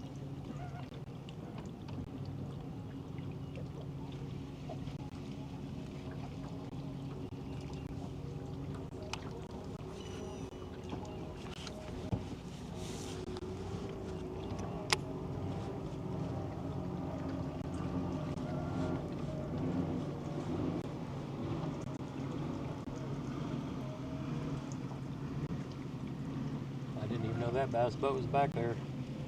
He must have been back there in the skinny.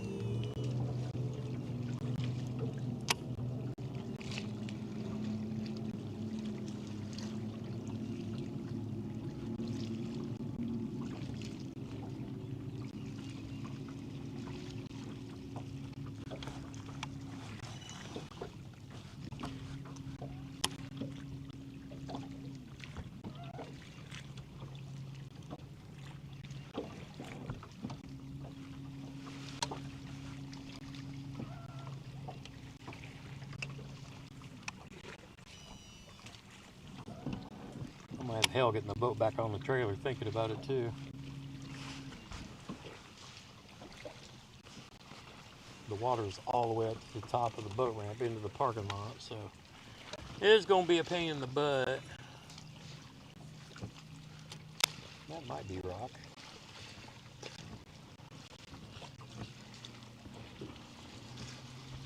Might be brush, but I'm gonna cast on top of it and find out. It looks like rock. It also looks like brush.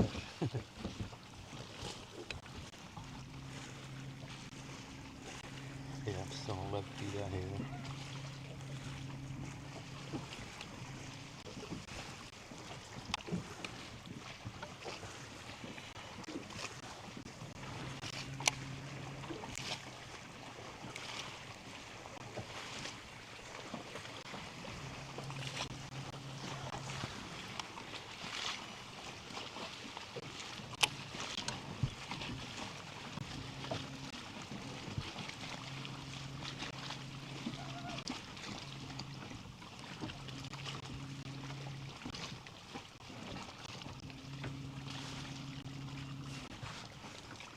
Give me one dink.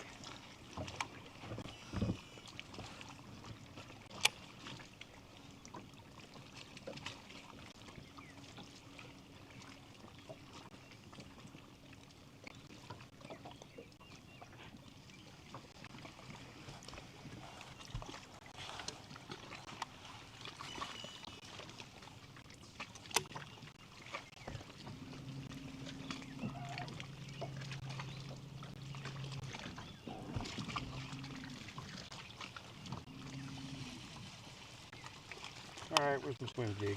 I don't want the little finesse.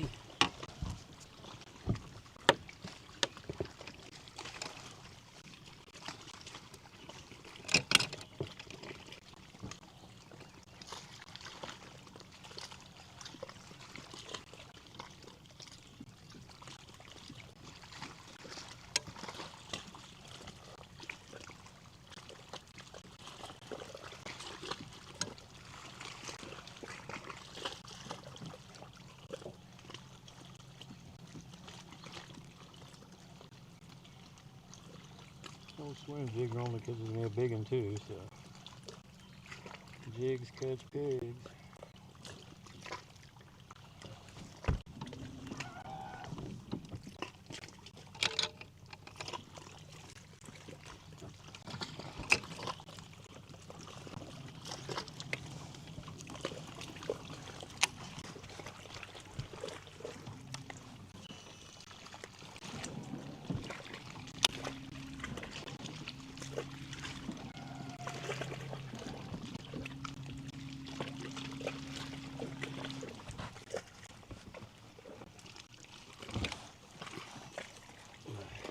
Of course, that's a tree.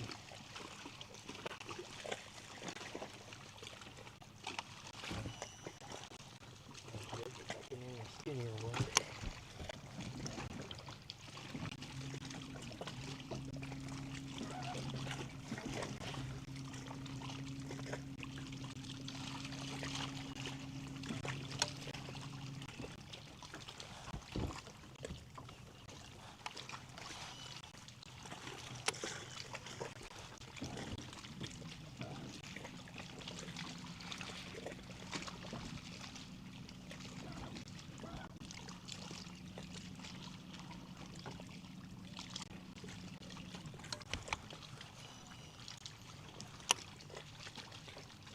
So that's back where we need to be.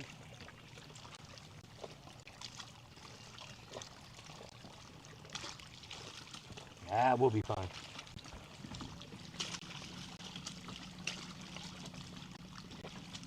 The cool part is there's two ramps there, so I'll park the boat on the ramp at the one side, then back my trailer into the other one, and then drive around from the other. Technically, am I taking up two ramps at the same time? Yeah, but there was only me and one other trailer there, so they were in a houseboat, so I should be good. And plus, the one that I'm backing into, it's like super wide, so there's plenty of room.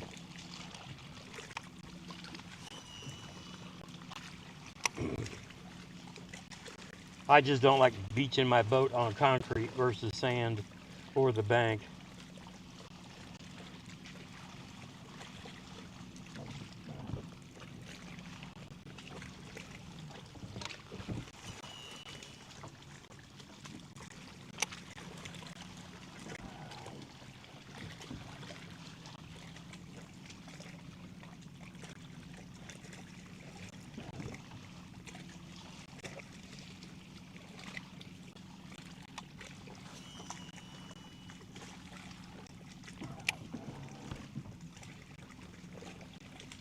Here, fishy, fishy, fishy.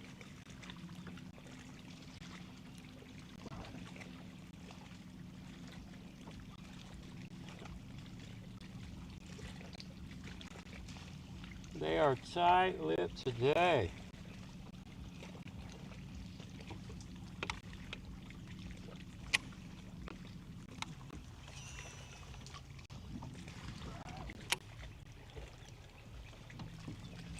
One of y'all gotta be around here somewhere. That one boat didn't catch everything.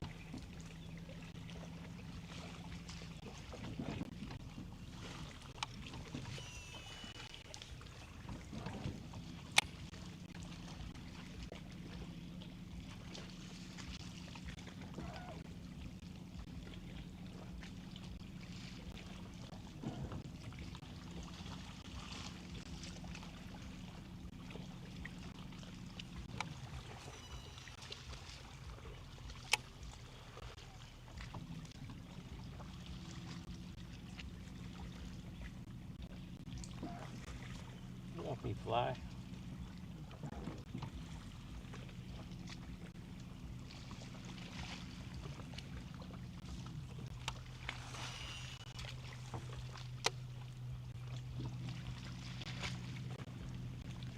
surprised we didn't even call one up on a frog earlier.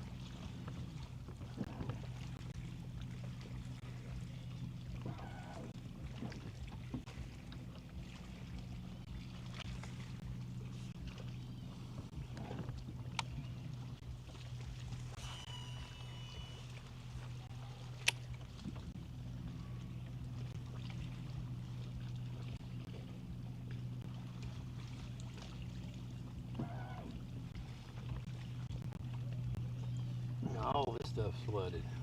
I need some rocky bank.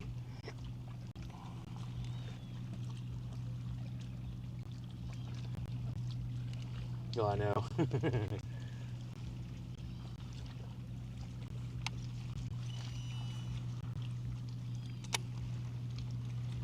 Yeah, normally I don't drag the boat out unless, great conditions, perfect water levels, blah, blah, blah. But I just had an itch.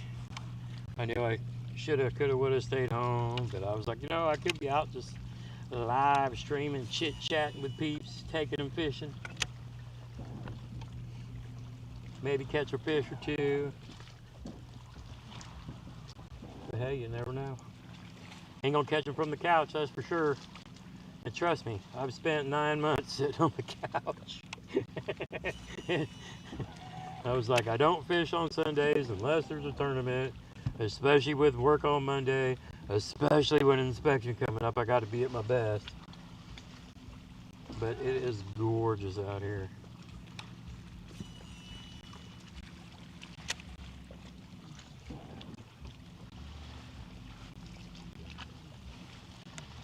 I'll try to sneak in closer and throw this quickie up in there.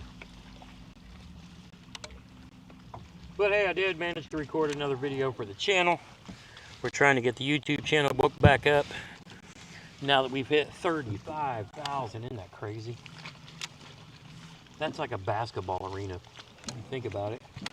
35,000 fishing fam, that is insane. That is amazing.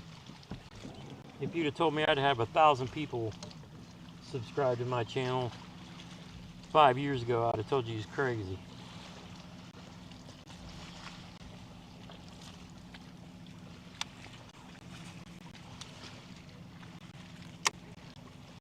And it's funny because even with that many subscribers, there's people that watch certain things. Some are people here just for the gear reviews. Probably 500 or 600 people just watch for like the fishing, on the water content.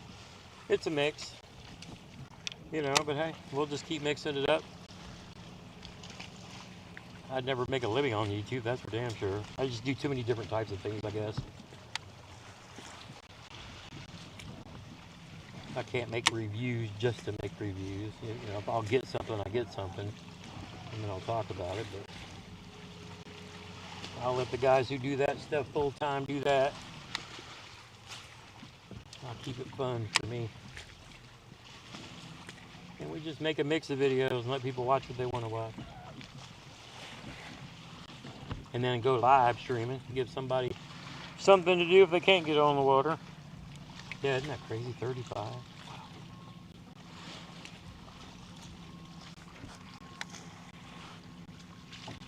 I've only had one goal since I started YouTube, and that's a silver play button.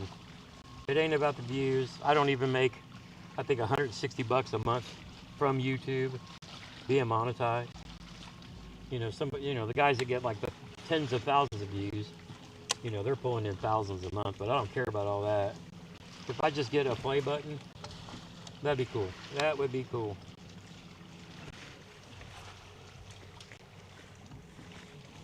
That would be cool. Just to know that 100,000 strong. And who knows? Maybe within the next 10 years, I could accomplish something like that. Probably when I retire, maybe. But since, even though I don't niche down to like gear review and stuff like, where most of the people get most of their views from. But no, I got people that watch this channel that I know watch because I'm on the water, because they can't get on the water. And so that's why we continue to do it the way we do it. Give everybody a little bit of everything. If you're looking for you know, or a view of something that I just happen to pick up. Or like goofing around with this here.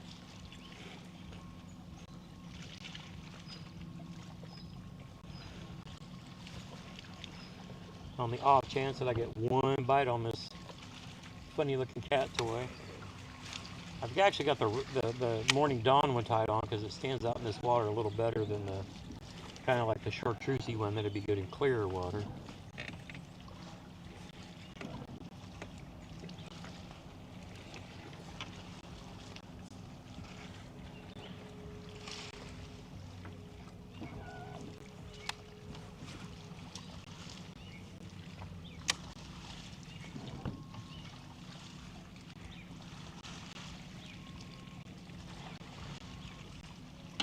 Oh yeah, my lives you won't find much because really it's just me out on the water for the day.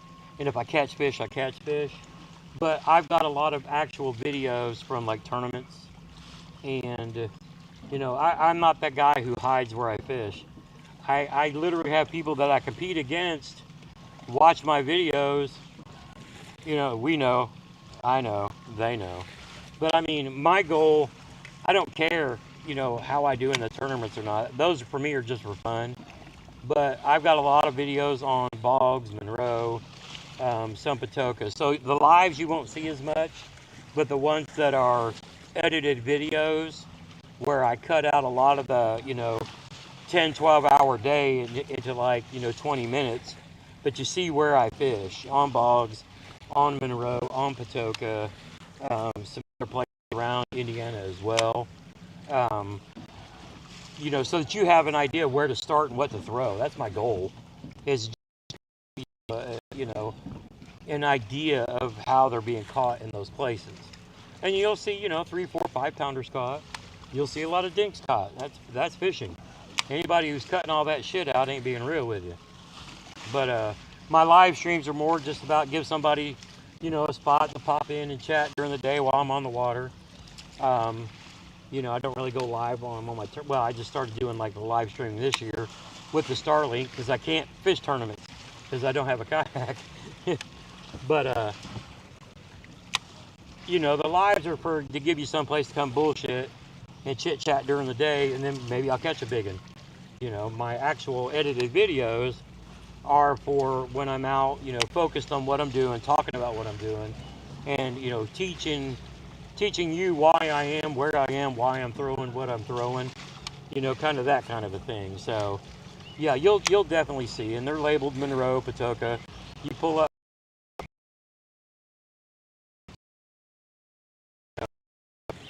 you'll see a lot of reviews and kayaking stuff too, but if it's on a lake, you'll see where, and they're, you know, they're more focused in on, you know, the technique and how I'm catching them and all that stuff.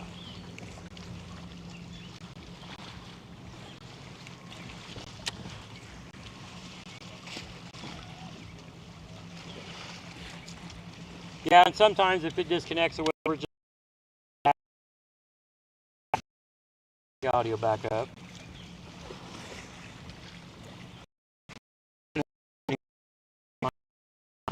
Microphone clip down on my chair next to me.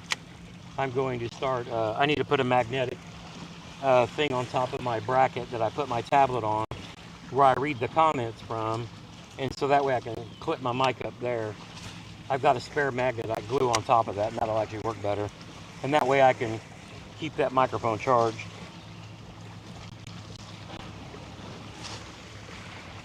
But yeah, my lives, sometimes I catch them, most time I don't. That's fishing.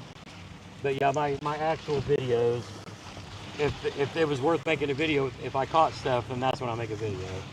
I'll go fishing, you know, 10 times, and half of them, if it's a skunk, you know, then it wasn't even worth sharing.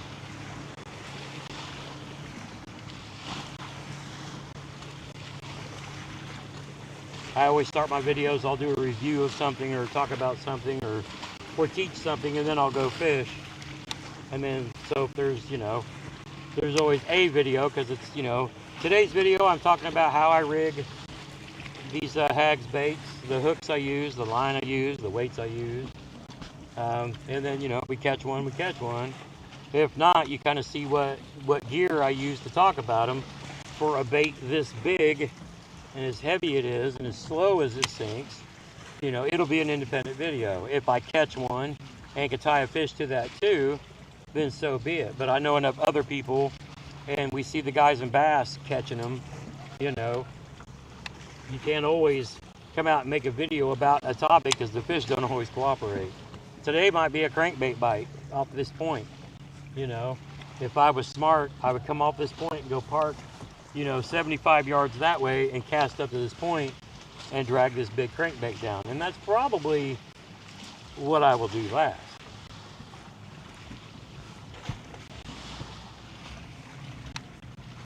But I'll probably work my way down this bank for a little bit and then end the day with that.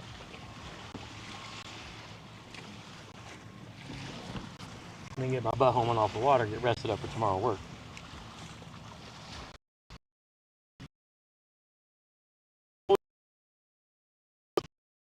Because I'm now on the lake, get too close to these trees, getting lost with the satellite. Because if it wasn't for Starlink, there's no way that I would have any signal where I'm at regardless. So I couldn't come live anyway. But you know, I'm basically taking every dime that I make from YouTube and using it for the monthly bill for the Starlink. So therefore I'm not, you know, I'm not making shit on YouTube. I'm paying the Starlink bill so I can literally do this. But I'll be able to do it from all kinds of different places.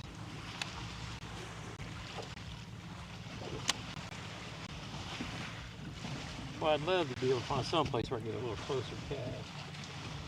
All right, let me look at the map real quick. We might bust out and throw that deep crankbait. See if we can't get a deeper bite. Look at my phone. Since I don't have my fancy graphs on the boat. Active captain chart. Okay, where am I at? I am. Oh, this isn't a big point.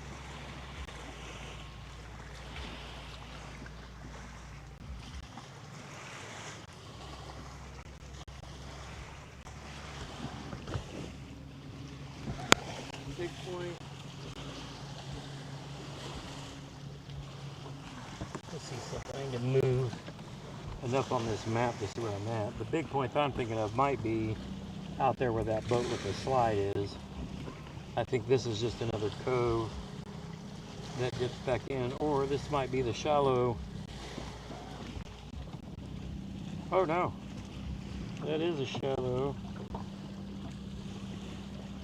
Okay, so that is a cranking point right there, right here. This is a cranking point, so I might go out to where it's generally deeper and then throw this big crankbait that I need to retie before I make a cast with it. This has been on my rod since last year. If this is an old road bed right here, and we're going to go out here and throw a crankbait this way and see if we can't find somebody on this, which is generally a flat.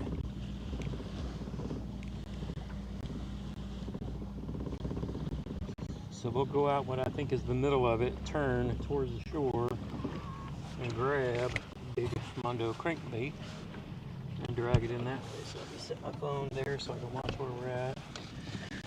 While we're moving, I'm going to grab my cranking. This is my big chatterbait / deep cranking rod. This is a 7.6 medium heavy glass Shimano X Pride, but you see I got my deep diving crankbait on it. And I'm going to get back on track while we're retying and get out here deeper and see if we can't do a little. This is more of a summertime. Yeah, I just dropped off. I just went from 12 feet to 23, so that's exactly what I wanted to see. So I'm going to retie and put that in my mouth for now.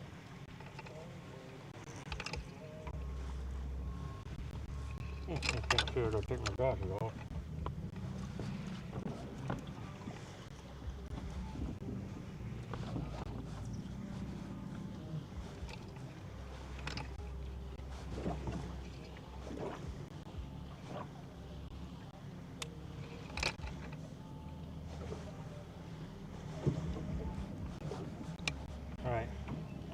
watch on my graph, you see where it's 23 feet. I'm going to go back towards the bank, and you'll see where it start rising up.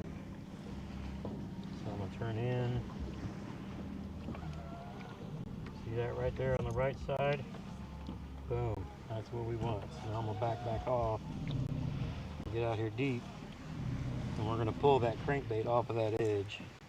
This is what we call ledge fishing.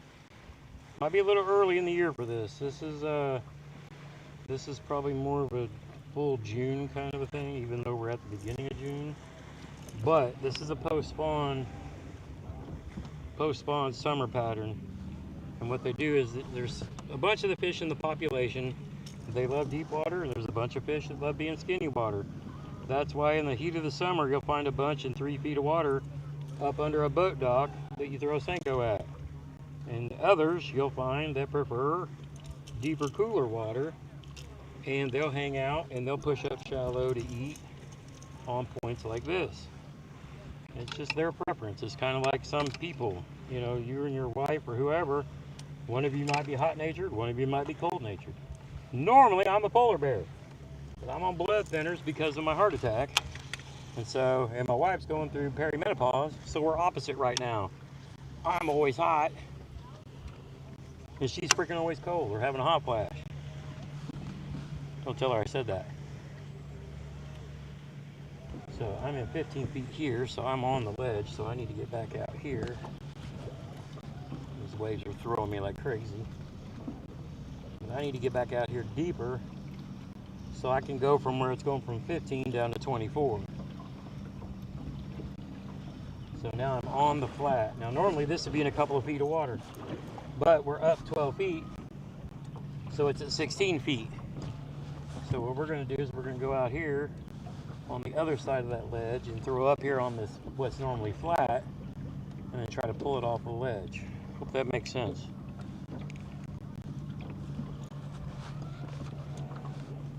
Yep, we're still in. All right, let's refresh the screen.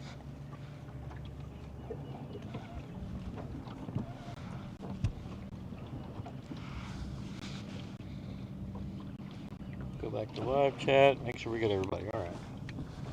Okay, so now we're starting to, I think, fall off that ledge. 2019, whatever. Yeah, this is a big shallow flat out here, so I'm going to turn the boat back this way. And then I'm just going to make a lot of casts back towards that shallow. It's not shallow because it's in 17 feet of water, but like I said, water's way up high, but we're trying to crank the flat. That is literally a flooded flat right now. And realistically, I'm not deep enough, but I don't have a 20-foot crankbait. I should have probably left that football jig on that I got the frog rod on and drag that so I know it's on the bottom. But we'll throw this crankbait for a minute, and then we will put that ledge jig back on and drag it out here a little bit. See if we can't get us a big one swimming around this point.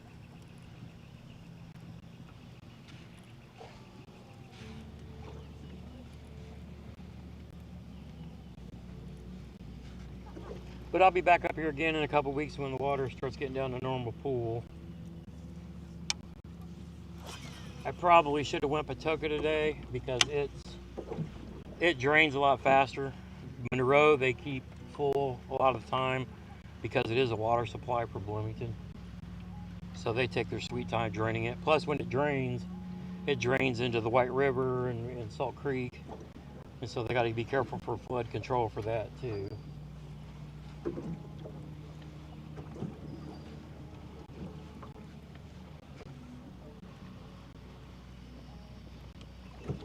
But I bet you if I come back here in July, we could come to this spot and catch fish.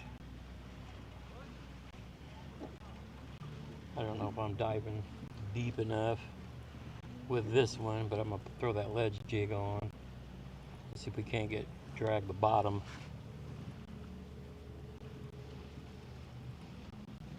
See if we can't get somebody sitting down there on them rocks or on that point.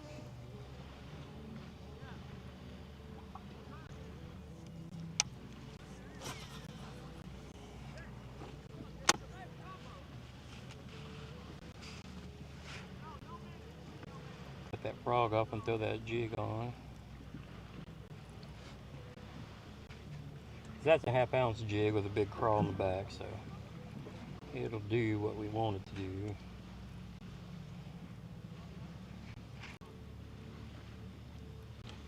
But I wanted to see if we get deep enough with this deep diver. This may only be getting down to about 10 to 12 versus banging off the bottom, which is generally what I would want.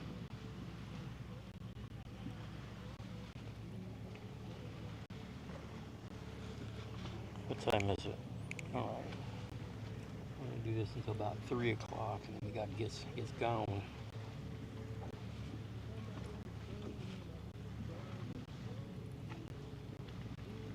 But I figure if there's anybody swimming this point, this is cutting the water column down into about half. So if there's anybody down there, they'd be able to look up in here and see this thing.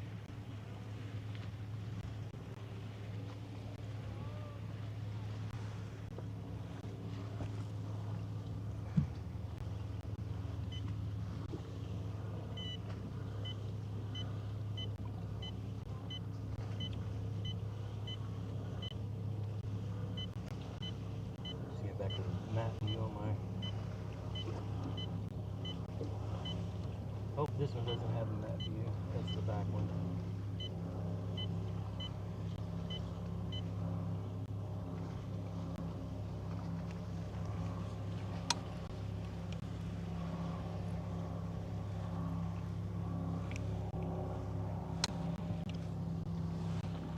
It's good there? Okay.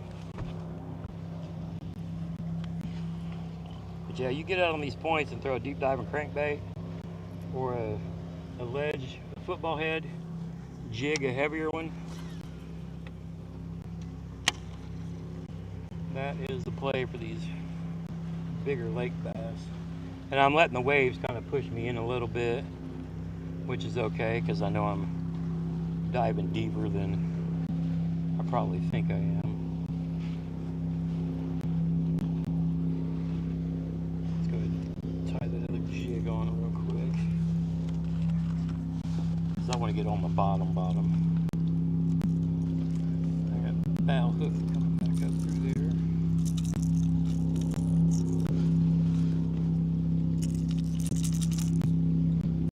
There you go.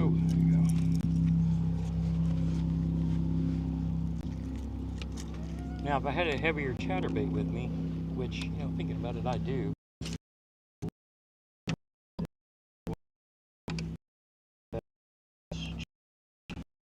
I'm going to drag that along.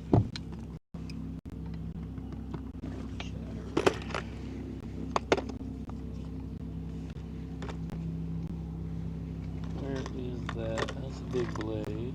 That's a big blade. There is...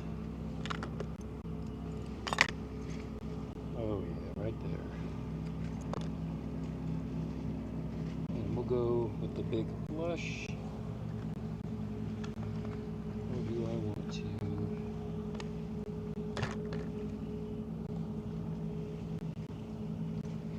We'll go with the big flush. Go big or go home.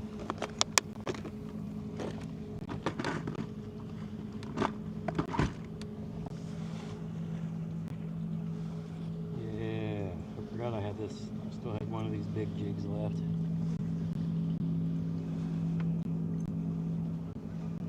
You need to pull out from the bank a bit. But we're going to drag the bottom. That is an old Gene Jensen Fluke Master thing, is dragging a jig on a bladed jig on the bottom.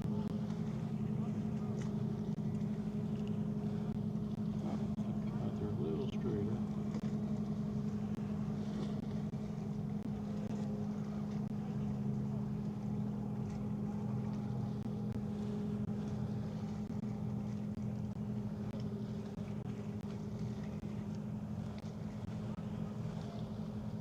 Cut that nose off and shorten the size.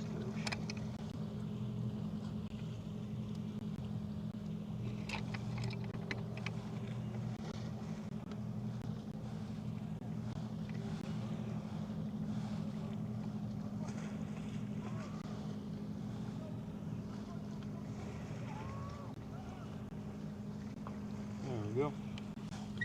Alright, let's get our line back up here.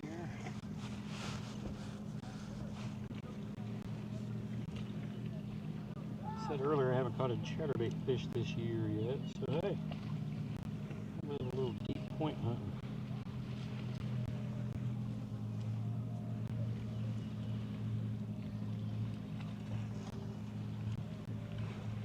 Get the old double San Diego jam not going. Too low. Get you too high.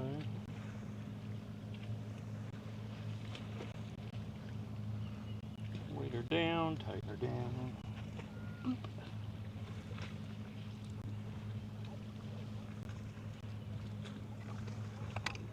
So we're going to cast this out there and just drag it on the bottom. Alright, let's turn the boat around because we drifted quite a bit while we were yapping.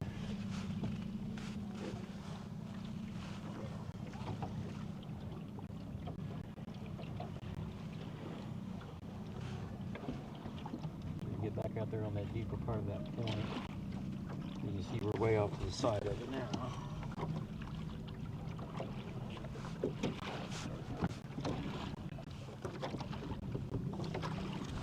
I'm actually going to cast and drag off of the side of it.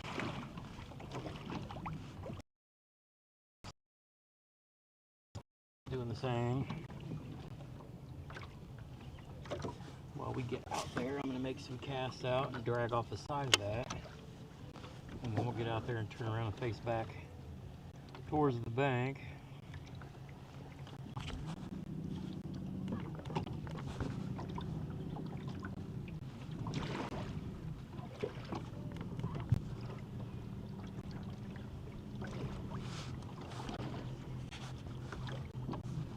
Got purple going out here.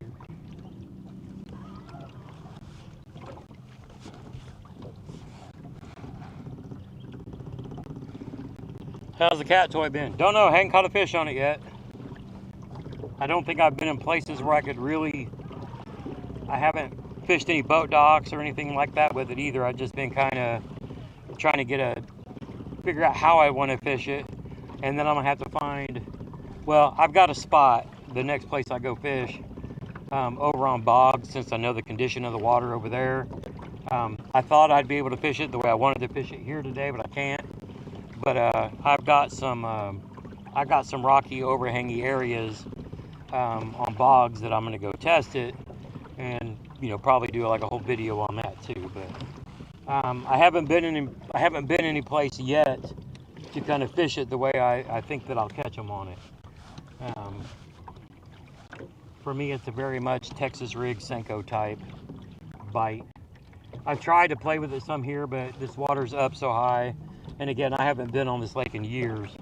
I just came out today because I kind of wanted to drive around and scout around and look at it. But with it being up 12 feet, I can't even find anything that I know to throw at.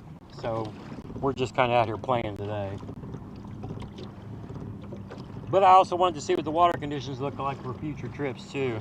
All right, so we just dropped off the ledge. So now I'm gonna turn and start casting. We went from 14 to 24, so and let this thing hit the bottom and drag it. But yeah, my next, where I'll be fishing at next will be mostly for trying to catch one on that cat toy.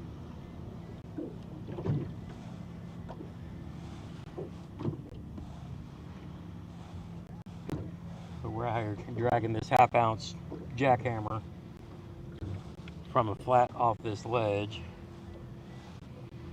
even though the wind's going to push me back. The waves are going to push me back on it before I want to be there, so I need to turn my motor this way. I want to cast it up into the 14,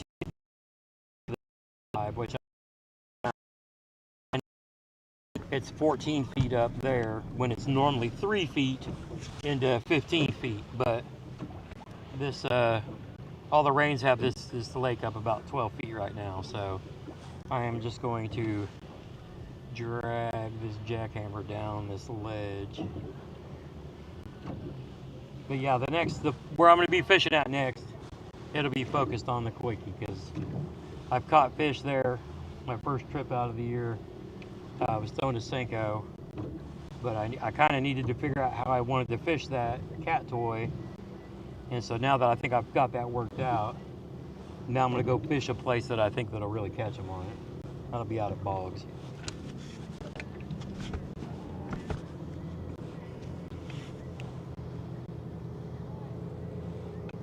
Won't mess with the road until August. Yeah, I shouldn't either. It's been on my mind for so long. So today was the day that I was just going to come out here and play around.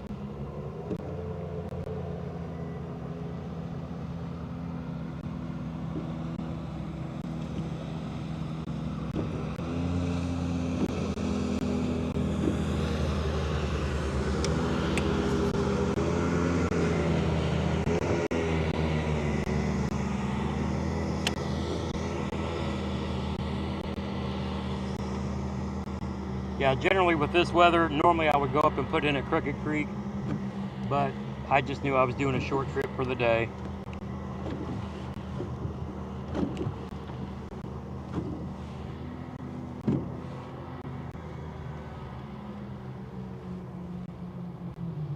I kind of wanted to refamiliarize myself with this boat ramp and then the stuff that's around it, and then I'll come back and try to pick it apart later on in the summer.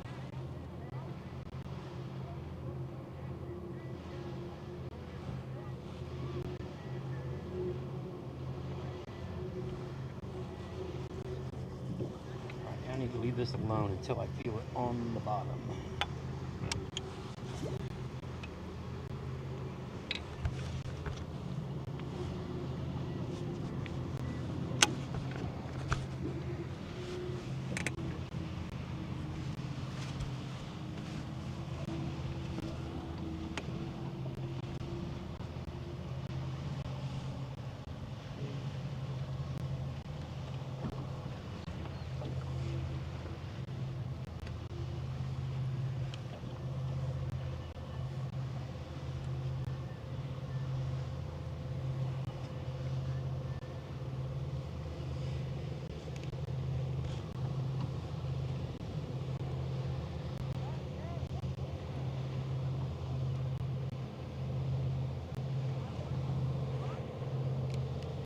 Yeah, I haven't been up to Grippy in forever.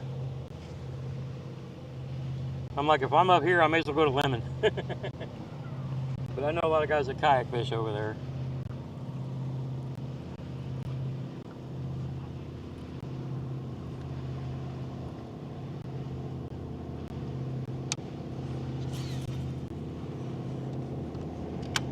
But with that said, I'm gonna make a couple more casts and we'll go pack everything up and head back to the ramp. I gotta go do laundry, get ready for work tomorrow.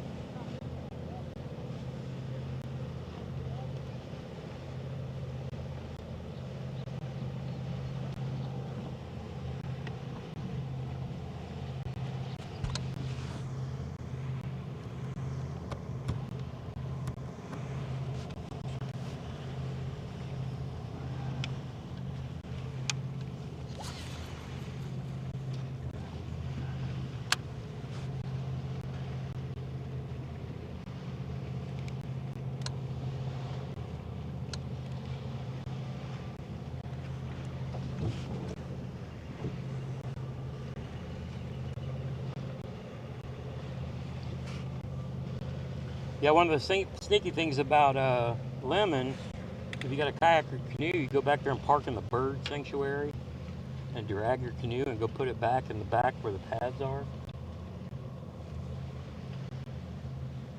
You're out from all the boat traffic, but you're back there with a lot of good vision.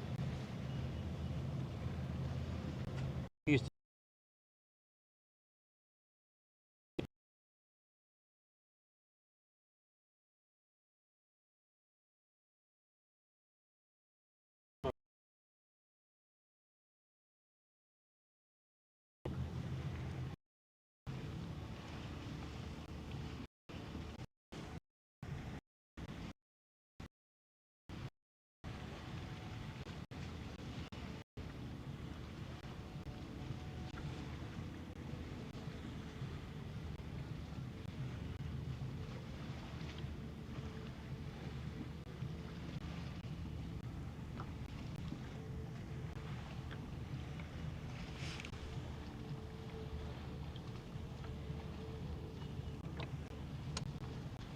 I appreciate it, Scoop. Looks like we're having some streaming signal, so I get the feeling.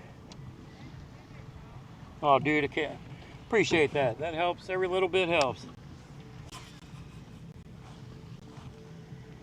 I got a lot of channel members that do the same, and I appreciate that.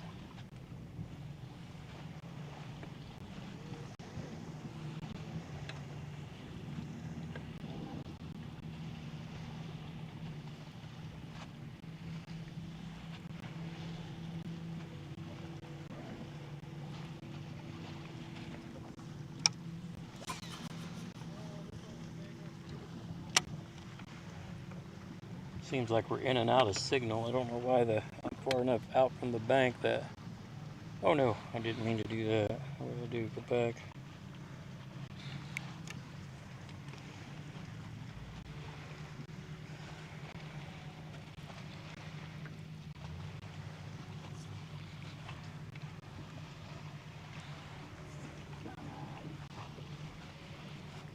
Deep chatter baiting to see if we can't get something out of here in this flooded water.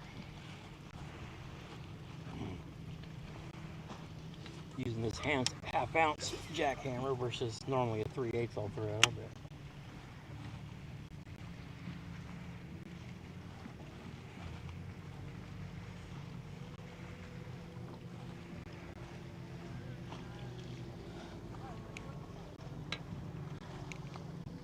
yeah, I had to refresh just to make sure.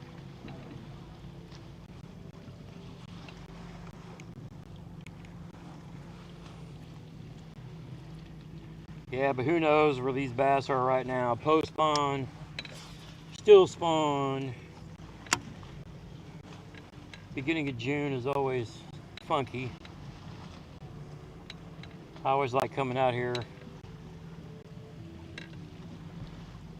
in the bigger water later in the summer where I know they're in an actual, like in either shallow or summer pattern, instead of like right now, who knows what these fish are doing.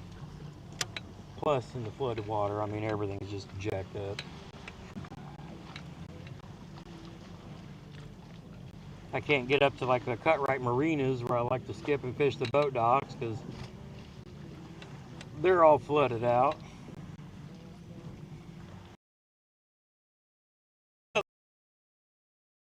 Let's see what it was looking like. Just to touch base again. We'll give it a bit and come back up here in a month or two. We'll go hit Boggs and some other places. Keep going back down to Patoka. Patoka seems less affected by the high water. I got plenty of stuff there I can fish. But like I said, I hadn't been up here and I wanted to come check it out. So here we are. Either way, beach sitting at home on the couch.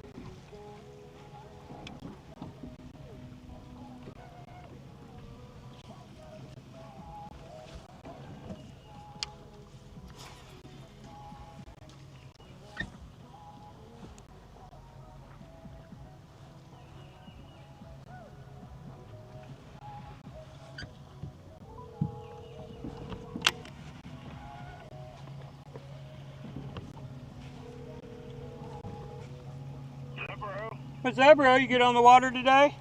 I'm hooking the boat up to go right now. Oh, well, there you go.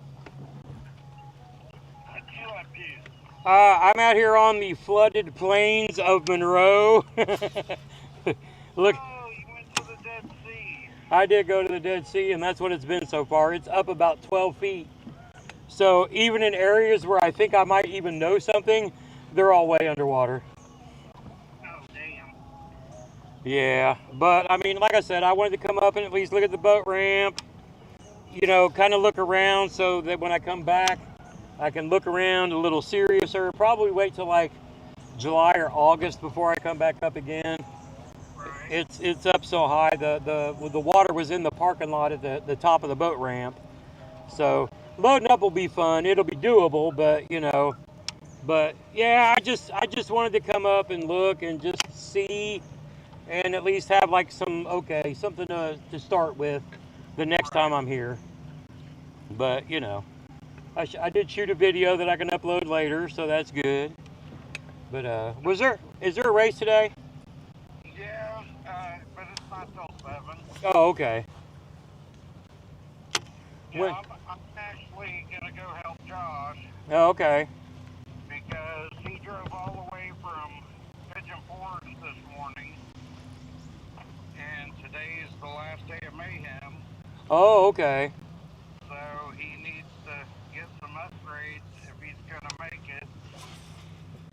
And I figure I can't catch him for him, but I can at least help him, figure out some stuff. Oh yeah. Well, and it's always better than not being on the water. Yeah. Yeah. But that was my excuse to get an evening session in, because, I never fish in the evenings over here. Right. Right. Unless it's like with you or somebody else that wants to go. Right. Right. I was like, okay, this will be a thing. Well, and kind of get an eye on the water since we're supposed to get rid of the rain for the next week. Let's do if you want, if you're around Friday or Saturday, whichever, Friday preferably because less turns.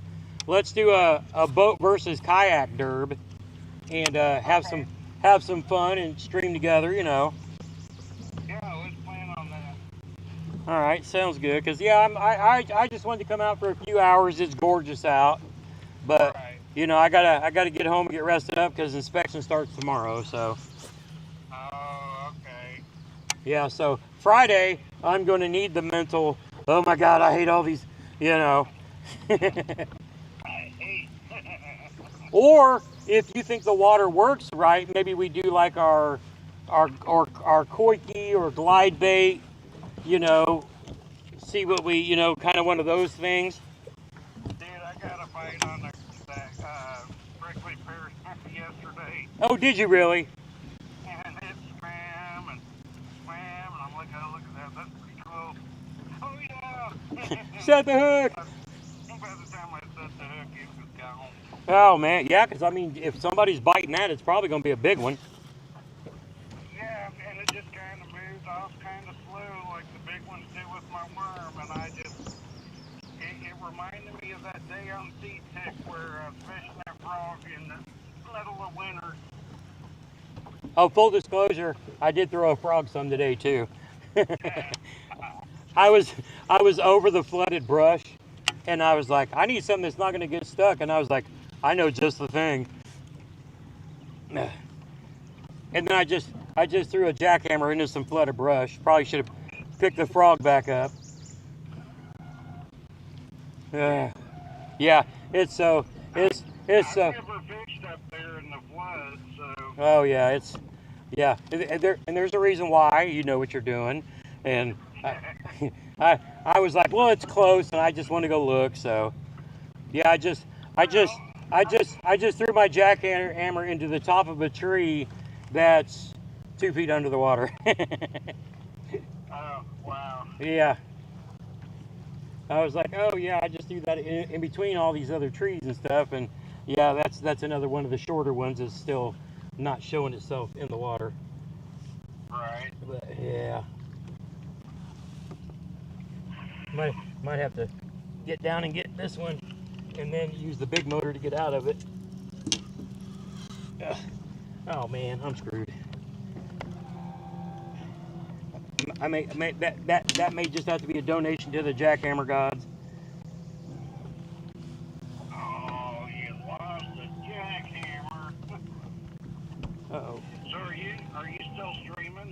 Hopefully. Oh, okay. If I I didn't know if I should watch my mouth or not. let's see.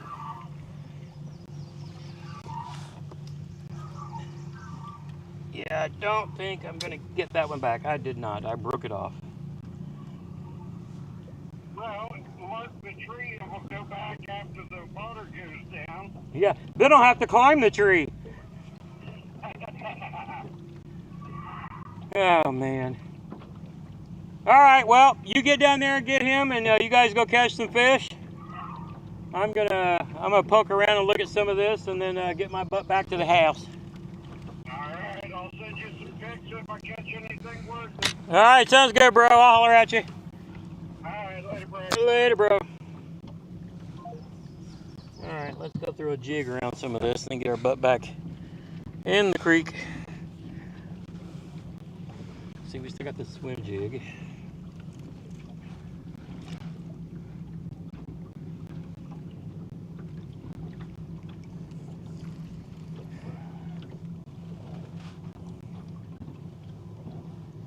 Yeah, I could reach down there and try to grab that back, but I got to be careful.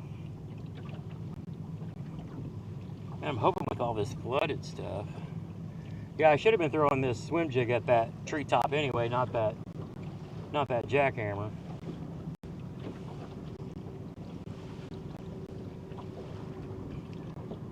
I really want that jackhammer back. But, you know, that's what you get for being stupid.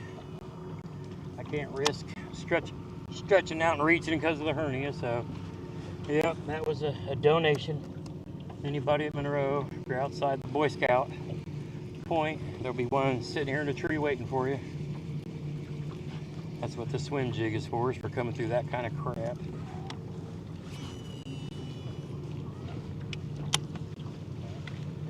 Now I've actually got a decent, I'm near the bank in this little spot here. So I might have a shot at finding somebody shallow. I keep saying I'm gonna shut off alive, and I haven't yet, so whatever. I'll just let it run until I don't. See, still 11 feet here.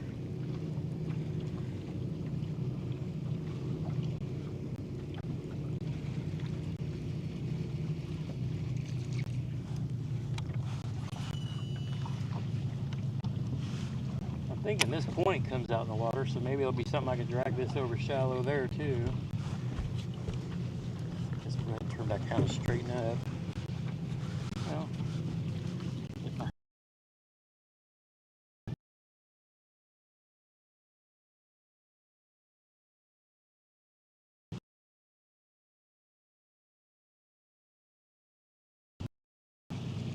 I realized I didn't wear fishing pants today either. I'm gonna be out here torching my poor legs. The milky whites are gonna be pink.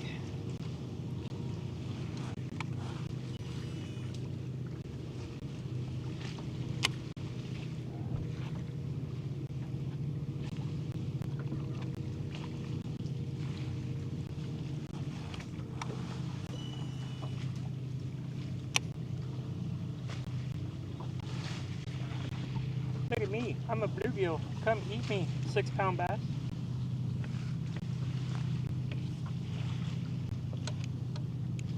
Scoop says he's still here.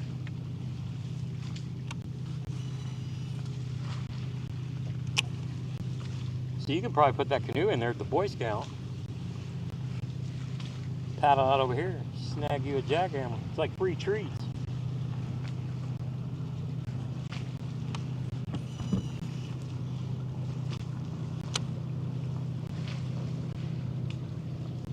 Yeah, I should have been throwing a jackhammer at that stuff. I should have been throwing a swim jig.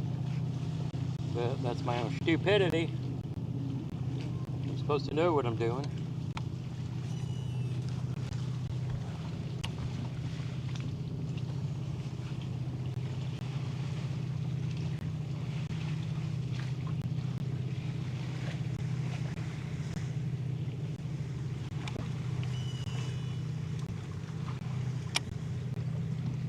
I haven't skunked all year the few times that I've been out.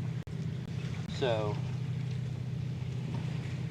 if I happen to keep fishing a little bit after I put the streaming stuff away, I'll post a picture on the page.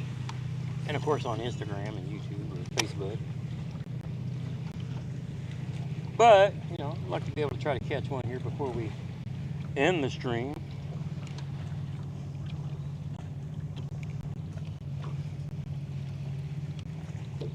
Oh, got my tail.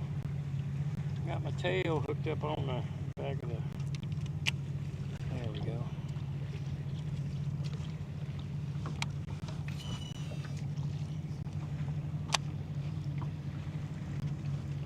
Maybe catch somebody swimming amongst these trees. I'm gonna have to let that sink. I'm not sure how deep it is, but I want to kind of get it down next to the tree. There was some brush.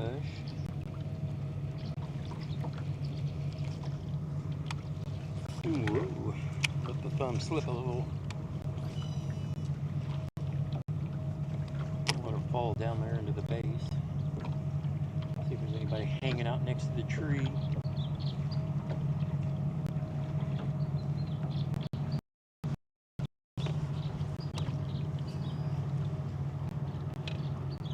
Anybody out here in this one?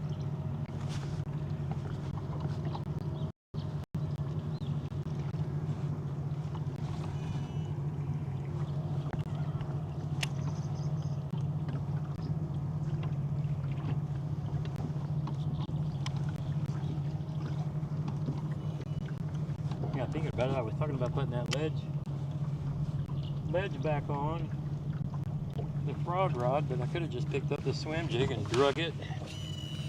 Got the same effect. Alright, we're at 8 feet of water here, okay.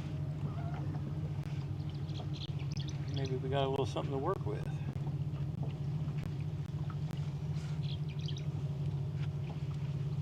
Maybe we got an 8-foot ledge here off of the main lake point. We might have a little something to play with if we let it get down there and sink. They might come out from the deep and push up to the shallower to trap the fish. Might have a shot at something. Instead of all that, you know, deep water up on the bank, we at least got something to work with here. Let's get around. There's some minnows jumping around in the water there too.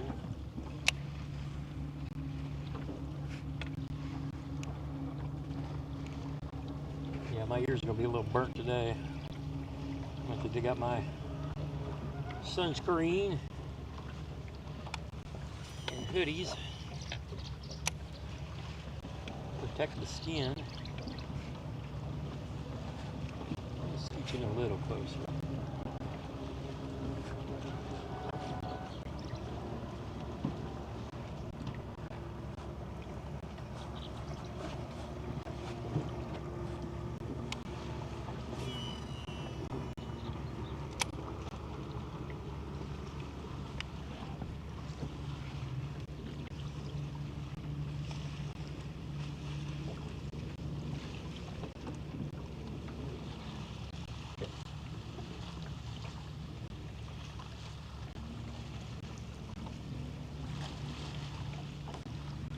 See if I can get up there on that mud line.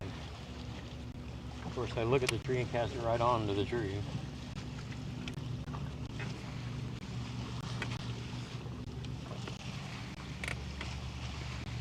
Yeah, I want to get that shade line. I want to go from stained to clearer. See if there's somebody hiding in it.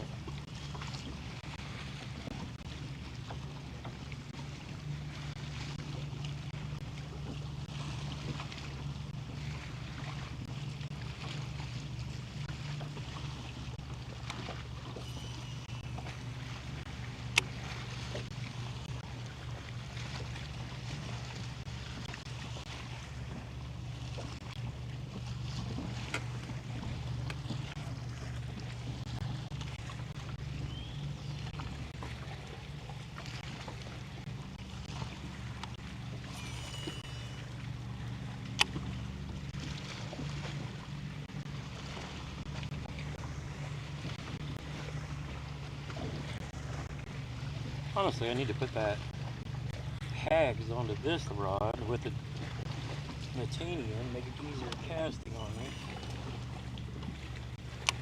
I don't know why I didn't think of that before.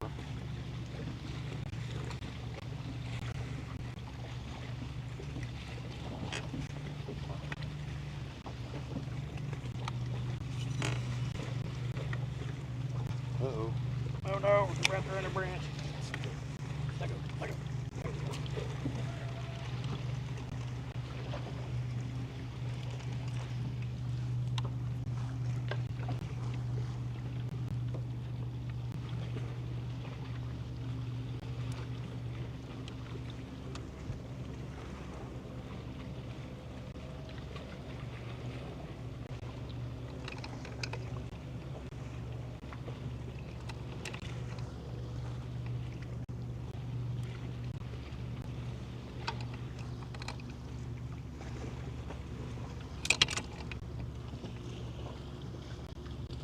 Oh, I have my finesse jig on there.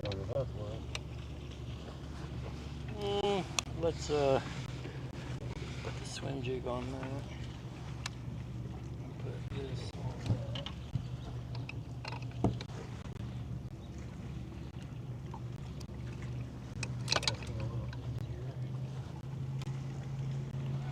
Make sure I stay out too close in.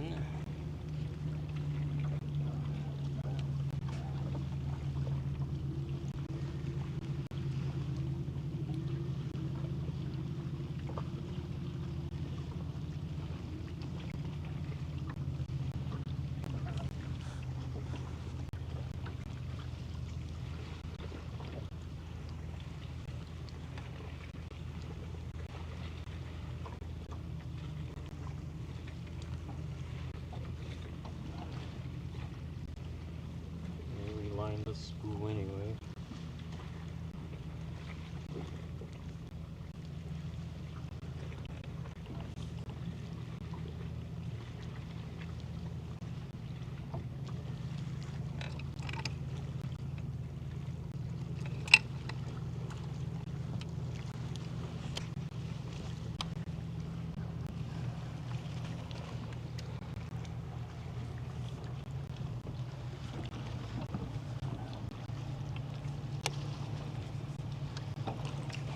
Actually going to throw that in that shade more. Tie the swim jig back on it.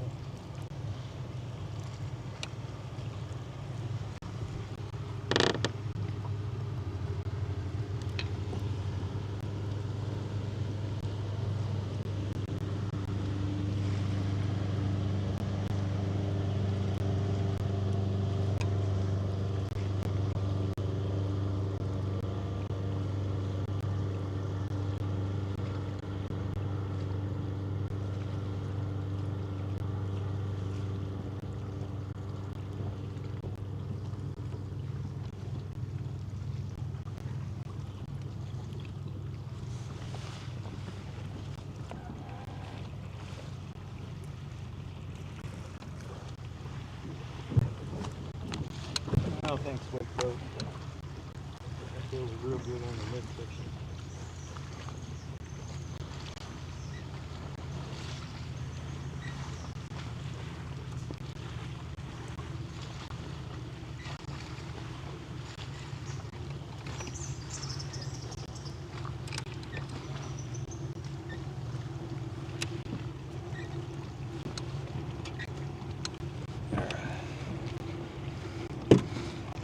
How are we doing on power on the tablet? We're at 50%.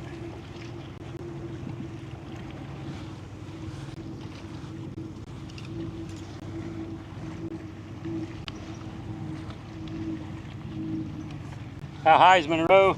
It's 12 foot over pool. Everything that I was expecting that I thought I might see, even though I haven't been out here in years, is way underwater. So I'm just working my way back to the boat ramp, even though it's flooded out too. But I haven't been out here in years, and I just kind of wanted to come around and scout around, poke around Allen Creek a little, poke around Boy Scout. But yeah, it's so high that stuff that I thought that I remembered that I used to know how to fish is way underwater. So I'll probably give this I don't know, 6-8 weeks to come down. Maybe come back out and check it later in the summer. But it's so crazy high right now. And I know this is where a lot of the bass tournament guys come, but I haven't been out here forever, but we're just playing around, looking for one. I have no idea what these fish are doing. They could be still coming off the beds, post-spawn, making their way out deep, but yeah, the water's so high right now. It's and then I just went through that.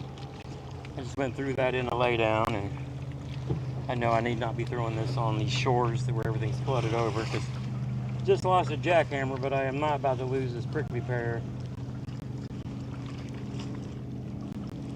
You just pick up the old swim jig.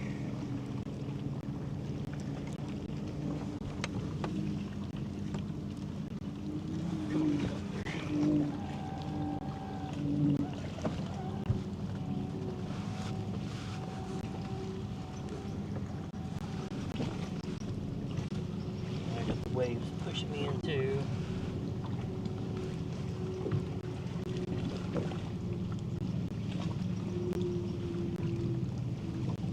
Yeah, as you can see, like everything that's normally out of the water is under the water.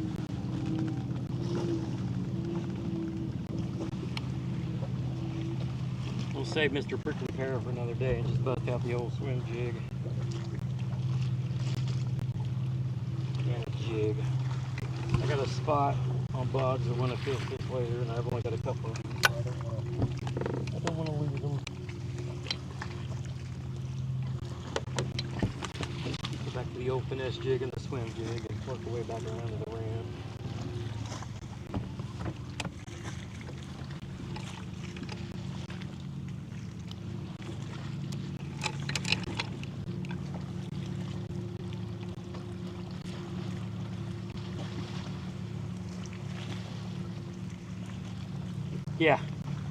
Yeah, that's funny. I mean, hopefully though, looking at the forecast, hopefully them April showers are done. My poor brother has had his driveway flooded out like 3 times already this year.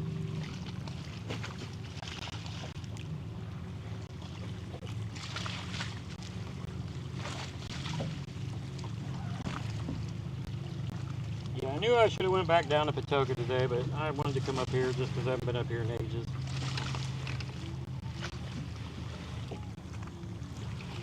Patoka doesn't seem to be as bothered by the high water as much. Yep, I can't even cast. Don't even know what I'm doing. It's been so long.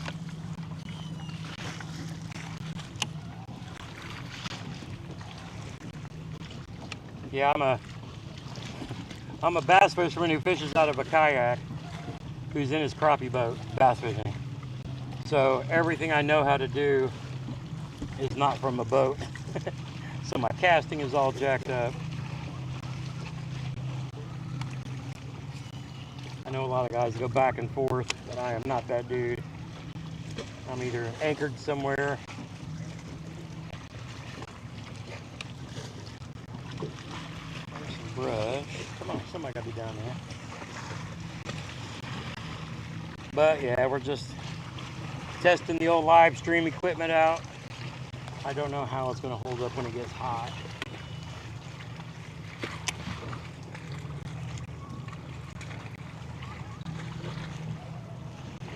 I don't know how well Starlink does when it's like hot outside. So we'll have to figure all that out too.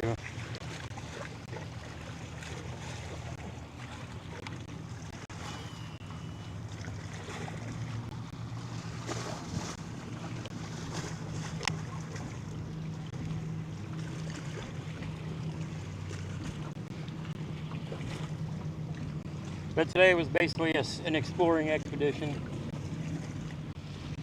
in the hopes that maybe we catch one.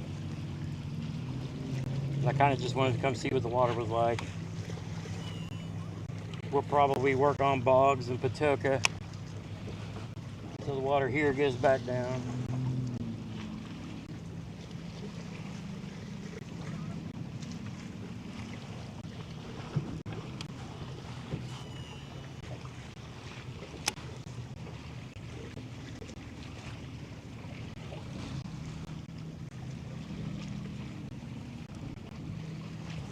more branches again.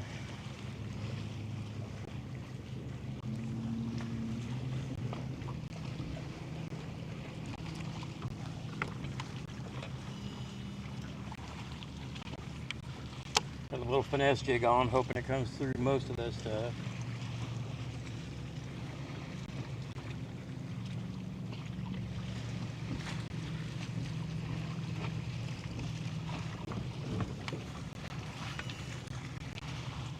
Anybody in that stained water?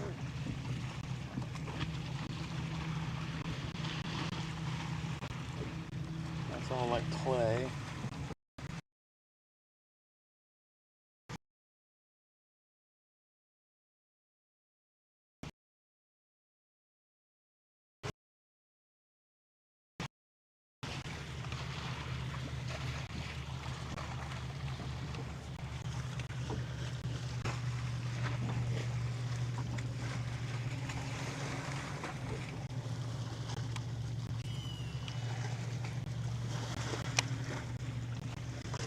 Here, fishy, fishy.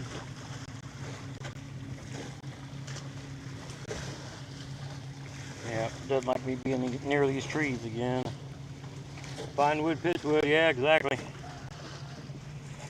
Let me refresh the stream. I think these trees are blocking the, I don't know which path the Starlink is on, but I keep losing signal whenever I get close to the bank.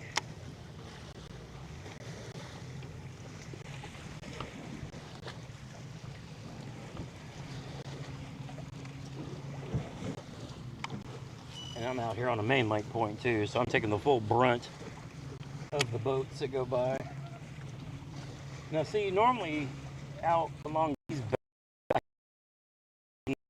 rocks, but it's all 10 feet underwater. It was high when I came up here. It's high like Willie Nelson.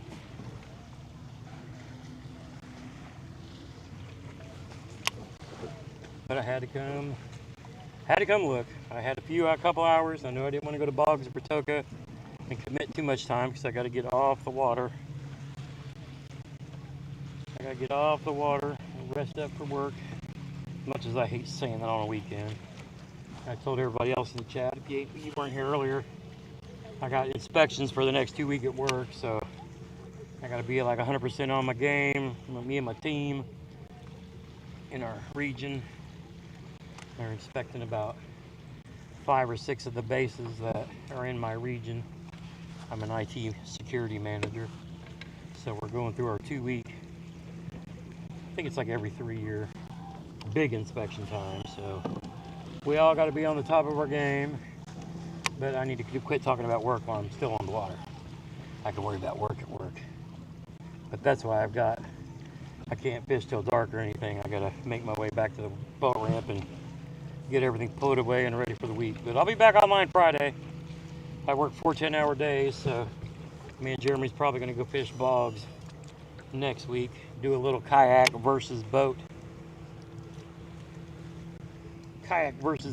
competition. That way he can go beat my butt on his body of water. But I mean, it's not like I can't catch fish there too.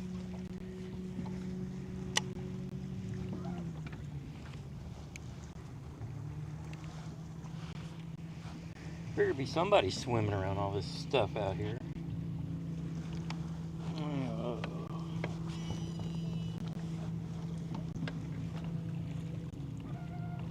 Yeah, see, if I was in my kayak, I'd just lay all my rods down and get right all back up into that nastiness. But can't do that with the Starlink in the boat.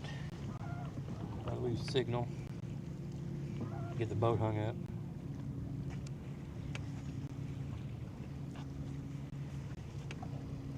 Yeah, that would be the jam right there.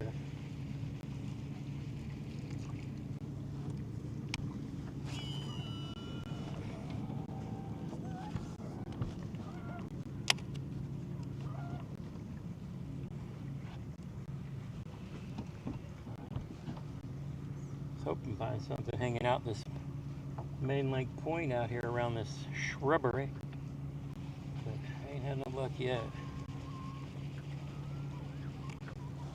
It's like 11 feet of nothingness.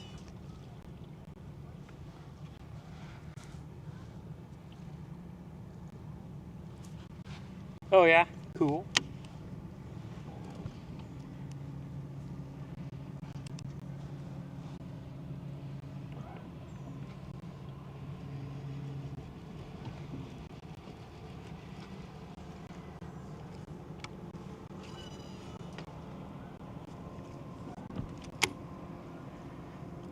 Yeah, my son actually works for one of the contracting companies that support some of the stuff that Crane does.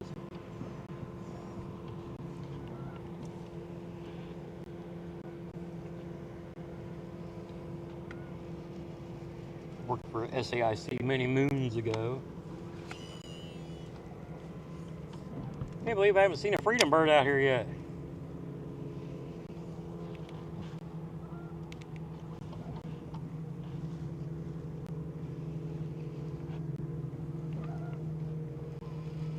Nobody out here in these trees. I know I got to get back into the skinny stuff. That's probably where they're at.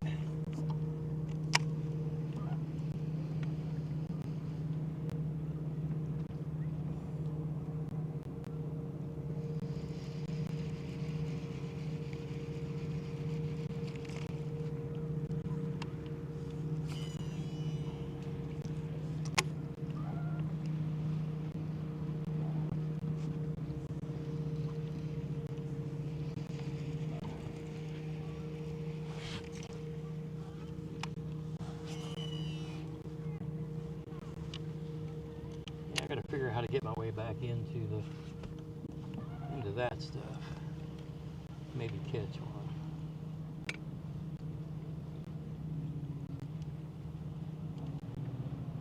I'm down to low battery on this one too. I probably just need to put the cameras up and end the stream and see if I can't get up in there a little shallower. Try to work my way back to the ramp. Because there's not anybody out here hanging around in the stuff out here where I can get signal.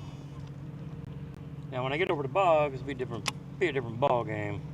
There's a lot higher rocky banks, a lot of stuff to fish, even when the water is up. It just sets up different than this does. If I had the live scope on this boat, I could probably go out deep somewhere, but I'll have to do some map study looking for some flat spots and stuff like that. And I don't have scope on this boat. I just got this little 5-inch, down inside it, or down imaging up here.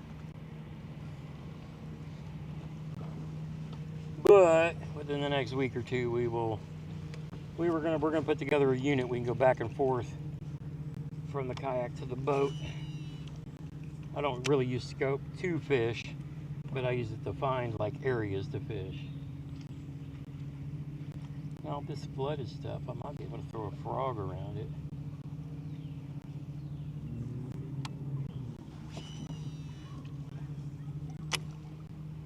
Yeah, I need to get back towards the ramp anyway. Keep trying to pick around the outside edges of this until we get back there. Yeah, so you can see all the stuff in the water that's normally not in the water. I don't want to get my trolling motor caught up into that where I can't get out of it.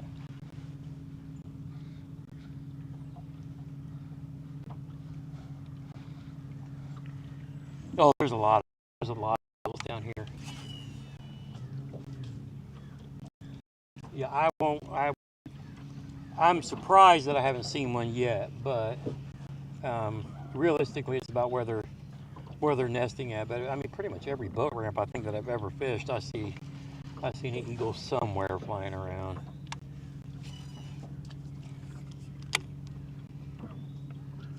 I saw one yesterday driving home. Stopped at one of the places I fish at Brush Creek on the way back from Cincinnati, and I told the kids there's an eagle's nest down over here, and 2 minutes later it flew right in front. One of them flew right in front of us. I was like, "Oh, there it is."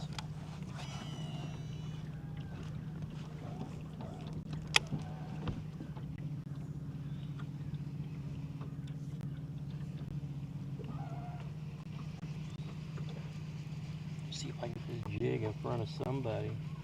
I see another bass boat working the bank over here on the other side, working his way out.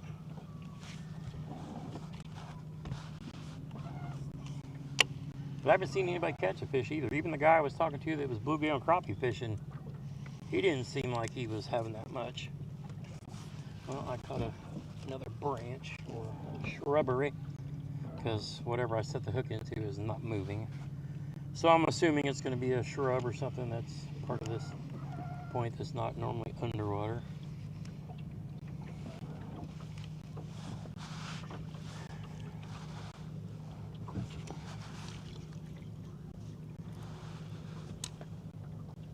Yo, come on, don't pull me into this tree. Yep, broke her off. And crashed into the tree. Incoming!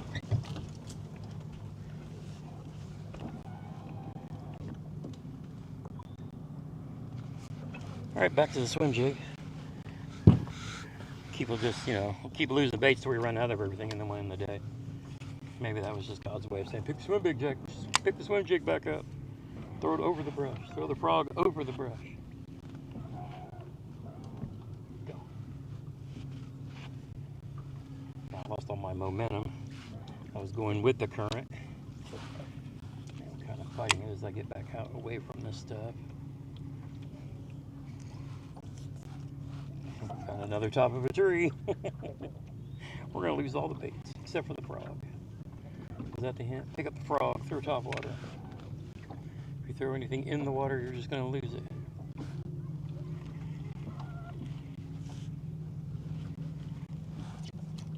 I actually see that.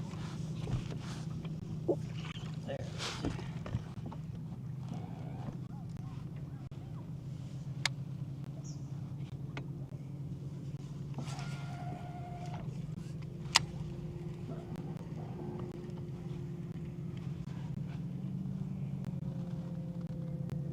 Shall bring us the shrubbery.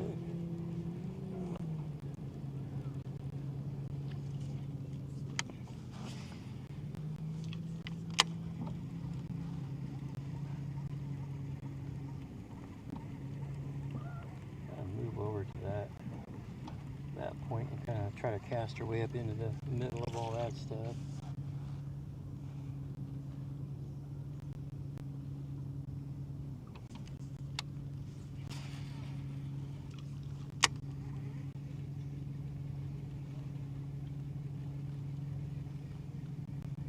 You throw that frog and call him up.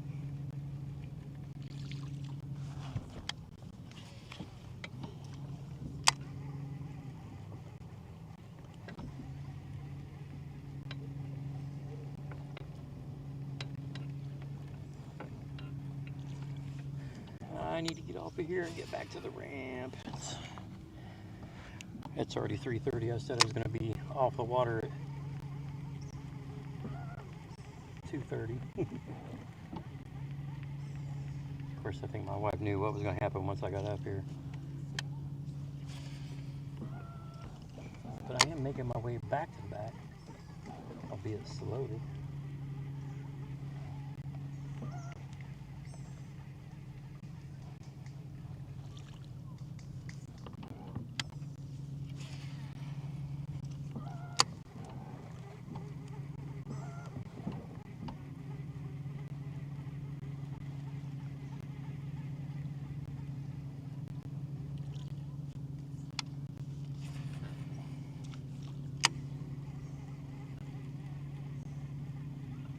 We're in 9 feet.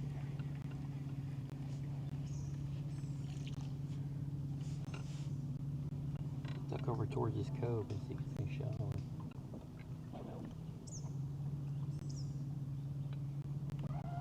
Wait a minute. This is not where I thought it was. I think I'm going back into a cove. It's not the cove that I'm going to. I think I'm short.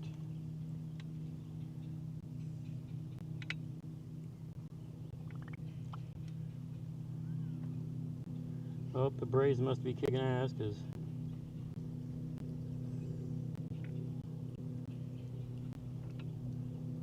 oh no.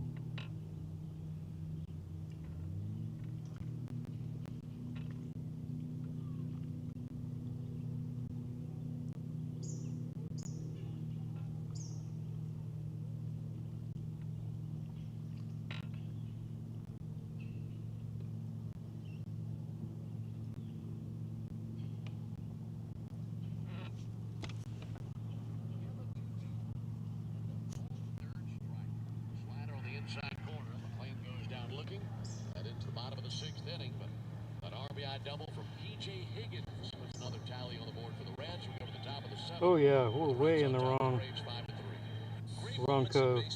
Broadcast on the radio since 1921. Chopper out to Dansby. All right, we need to end the live stream, gang, because I've got to go way around. Because I thought I was coming into the cove that I launched from, but I'm not. So, with all that said,